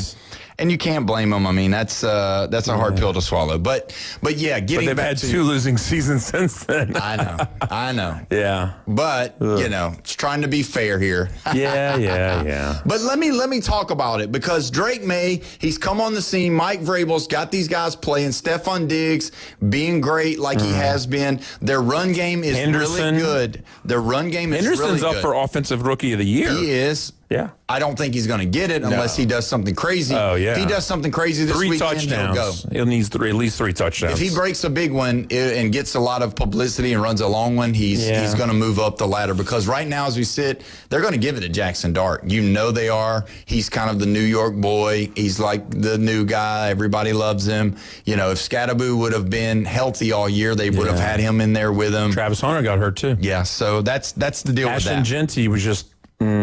Y'all picked him for Rookie of the Year. I told you he was not going to do anything. That was another thing you were wrong. Yeah, I was definitely wrong. That was that one, yeah. Yeah, I really liked him. I really thought that he was going to do well. And I wasn't sure if Travis Hunter was going to make it out of his rookie year without an injury, because playing both ways, you got to be way... Well, you got to be more than 170 pounds going across the middle, too, in the NFL. Too. This is not college, and this is definitely not Big 12 football that he was playing in. So just another little factor therein. But when you look at how the Patriots have played the good defense, and they're electric, man. They're excited. They believe in themselves. Obviously, they all do, but they really believe what Vrabel is telling them. And, I do think that, as far as picking that game, I do believe that the Patriots are going to win. I'm picking the Patriots to win. It's not like it's some big game. You know what's funny, though, is the fact that I was picking the Patriots regardless of who's playing quarterback for the Broncos. I just believe that they're going to be able to run the football. The Broncos defense, though, on the back end is so good, led by Patrick Surtain. I don't know if you remember him. Where did he go to school? Well, no. Oh, I would just think of his dad playing for the Dolphins because that's my team. Yeah, but he played at Alabama. Oh, yeah. Because he's a bandwagon. I would say national champion would what I'd call him. Yeah, you put that in front of his name. But either way, when you look at that game, I think it's going to go that way. Now, the tougher game out of the group, to me, is going to be the Seattle game versus the Rams. Yes. And you've got the Rams coming out. Do have the Rams in a close one. And it's all because of Stafford. It's all because of McVay. You believe McVay's going to have them ready. Experience. I did not think the Seahawks would be here right now. But they are. They are. And they're playing at home. And that's a little scary. And they're playing good. Yeah, and you know what they can do? They can run the football. Yeah. I mean, they can run the football. And they don't have the stars. They have the star power. I mean, they do, but not really. I mean, you're a Sam Darnold fan? Is that what you're saying? USC? Jackson Smith Enigma is premier wide receiver. I mean, he led the NFL in receiving yards, right? Yeah. So, I mean, he's a star. Yep. And, I mean, their running back, he's good. And is this going to be it for Darnold? Is he finally going to get over it? And you know what I'm saying, Jeffrey? Yes. Darnold is going to do it. Everybody's talking about, is he finally going to win it? Yes. Let me answer the question for you. Yes. Sam Darnold is going to lead the Seattle Seahawks at home over the LA Rams. I'm calling it right now. It's going to be the Seahawks and the Patriots in the Super Bowl. And, it's going to be played in Las Vegas this year. So it's going to be. It's not. Santa Clara, California, which is outside of San Francisco. I thought No. I thought it was in Las Vegas this year. 49ers. No. They've already played one in Vegas. It was like 2 or 3 years ago. Okay. So I was thinking it was Okay, so it's not No, Las we had Vegas. one in L.A., and then we had it in Vegas, then we had it in Arizona, then we had it in New Orleans last year, and now we're back over to the West Coast again. Yeah. So in the last 5 years, we've only had the Saints is the only time that they've been really kind of and the reason why they put it the Saints because they knew they wasn't going to go, so they let them have at least a little bit of that. Let me give you something. I don't even know why they put it in New Orleans because, to be honest with you, L.A. had a new stadium, right? Vegas had a new stadium. And I don't know, they just like San Francisco as Santa Clara, whatever you want to call it. So I think that's going to be the deal. I think Seattle's going to handle business. I think they're going to be able to run the football. I think they're going to play really good defense. Alabama alumni Jared Reed is on the defensive line, number 90, causing havoc on the defensive tackle position. But when you look at it, I think that's what's going to happen. I think Stafford. You know what? If he does pull off this game and gets to the Super Bowl and wins the Super Bowl, he will be a first ballot Hall of Famer. He will deserve a statue for the Rams. He'll be considered one of the best quarterbacks to ever play for the Rams if he does this. I do think it's going to be a close one, but I just think somehow, some way, we're going to have some kind of tip ball, interception, and they're going to go down and kick a field goal. I think it's going to be a 3-point victory by the Seattle Seahawks. Now, I think Puka Nacua is going to get a catch downfield, and then that'll set up the Rams for a field goal, and they'll win by a field goal or less. Yeah. It'll be some of those guys' first time, to go to the Super Bowl. Devontae Adams' first time. Yeah. All of those guys. So let me ask you a question. So Seattle and Patriots, how you're picking them, who's going to be the favorite going into the Super Bowl out of those two? I think Seattle will be. Okay. Yeah. I think Seattle. If Rams win, the Rams-Patriots, who's going to be the favorite? I think it'll be the Rams. Yeah. Whoever wins this game this weekend is going to be the favorite going into the Super Bowl. So I don't know if you know how the schedule works, but when you play your division games, right? So you got 6 games in your division, right? And then you play position against two other divisions within your conference. So if you're third place, you play third place for two divisions, and then you play a whole other division. You play everybody. Like the Saints would play 49ers, Seahawks, Rams, and Cardinals, right? Yeah. And then you play a whole division from the AFC if you're an NFC team, right? And then you get one position game. And that game, every year, it flip-flops from conference to conference, if you're following what I'm saying. So, like, the Saints played the Titans this year because they were playing South against South. You better hurry up because we got to go. Okay. Give us what you got to say. 16 games, the AFC had home field advantage over the NFC, and the NFC still had a winning record versus the AFC this year. Oh, wow. But either way, thank you for that. And we are done for the week. Thank you so much for listening. Go check us out on Facebook and comment, like, and share. We appreciate it. Have a great weekend, everybody. We will see you on Monday. The new app from 104.3 ESPN Northwest Florida is designed specifically for sports fanatics like you.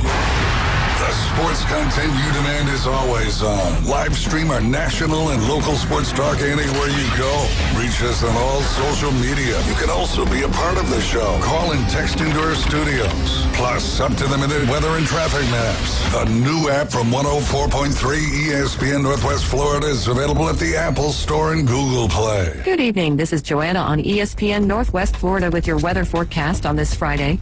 Mostly cloudy tonight with a gentle breeze out of the northeast at 10 miles per hour and temps near 55. Tomorrow morning we will have mostly clouds and be quite warm at 63.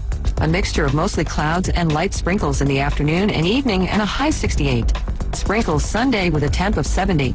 This forecast is sponsored by Mid-South Lumber, the best little lumber yard in Panama City. Thank you for tuning into ESPN Northwest Florida. Rely on it. Time to live life grand at the new Point Grand Panama City apartment home.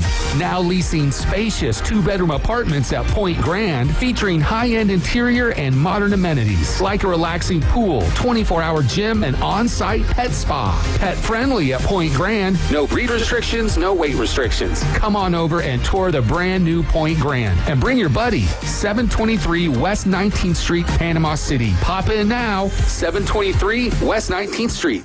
Looking for the most romantic night out in Panama City? Ferrucci Ristorante is your destination for authentic Italian cuisine and unforgettable moments. The candlelight, the wine, the homemade pasta. It's like a little slice of Italy. From handcrafted sauces to centuries-old recipes, Ferrucci brings true Italian flavor to every plate. It's where love stories begin and anniversaries are celebrated. To reserve your table, call 850-913-9131. Ferrucci Ristorante, Panama City's most romantic escape. WGSX Lynn Hayden, WFIL2 Port St. Joe. Panama City's home for Super Bowl 60.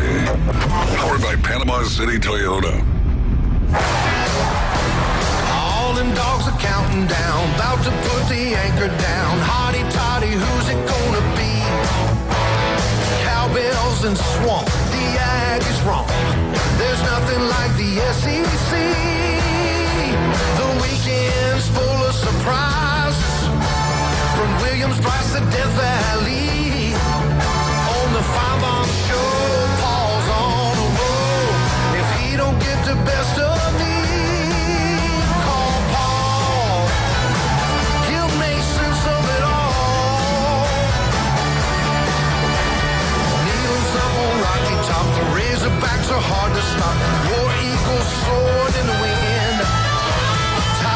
Rocking in Missouri, Wildcats are grinning too. Boomer Sooner rolling up again. Well, people's bound to hook 'em. He'll catch you if you're not looking. Watch out for the tide that's rolling in. The weekend's full of surprises, from big upsets to rivalries. On the Five Mom Show, heads are gonna roll. If they don't get the best of me,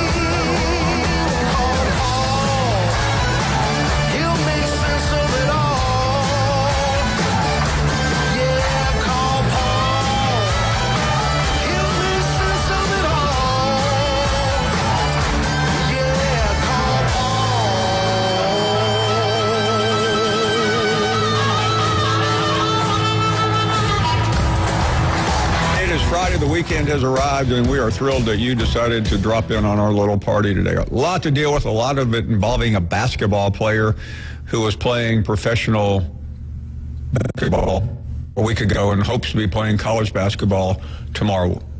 We'll update you on all of that, but there has been a great deal of news throughout this day, and this was the news we were waiting for, wondering about, and now we know. The college football playoff will not change very much. the CFP Management Committee extended the current contract for another year. It is similar but not identical to what we just got through watching. This is a reminder that, as Dellinger wrote, the first year of the 6-year agree was agreed to in September, spring of 24. The agreement codified as a memorandum of understanding specifically grants the champion of each of the Power 4 leagues in AQ and the highest ranked G6. What does that mean? That means Duke would have been in the championship this year. Also, Notre Dame gets an automatic bid if they're ranked inside the top 12. So I think you're doing the math right now. Duke would have been in, Notre Dame would have been in, and Miami would have been out. Miami would not have played in the college football playoff. Instead, they would have been in the Pop-Tarts Bowl probably. How different college football would have been. Meanwhile, Dan Wetzel's headline, G League to the SEC, what are we doing here? This is a story that is ringing and resonating throughout college athletics. It emanates from Tuscaloosa. Everybody's talking about it, even Todd Golden, who obviously isn't moderately concerned, saying, we'll beat them anyways. I don't know if that's going to get him an A in an English composition class, but that's what he said. The judge in the Bediako case is an Alabama donor. We told you that late yesterday. He did not go to Alabama. He's a guest lecturer at Alabama, but he gives money to Alabama, according to an AL.com report. He and or his wife gave somewhere between $150,000 and $250,000, which is a serious amount of bread for a state circuit judge. Now, before you start jumping to conclusions, he was a private attorney before he was appointed to the bench. A lot of people are opining on it. Nobody louder than Kevin Skarbinski, who is incredibly close to the sports scene in Alabama, especially the college basketball scene. We're delighted Kevin could join us. Kevin, good afternoon. Always great to talk to you. And I'll act like I didn't read your column yesterday because I want the audience to know exactly how you feel about this. Good afternoon. Good afternoon, Paul. Yeah, just when you think you've seen it all, you haven't seen anything. And apparently Charles Bediako is going to go from playing in the G League last Saturday in Birmingham to playing in the SEC this Saturday in Tuscaloosa. Who'd have thunk it, right? My opinion basically is just because a circuit judge in Tuscaloosa County said you can play Charles Bediako doesn't mean you should. Obviously, Alabama disregarded my advice, and Nate Oates made it clear at his press conference just a little while ago that they are going to play Charles Bediako tomorrow night. Now, Kevin, there are a lot of factors here, but I want to get to the personal factor first. I mean, you know Nate Oates very well, and most people have great respect for Nate Oates. Do you have any inclination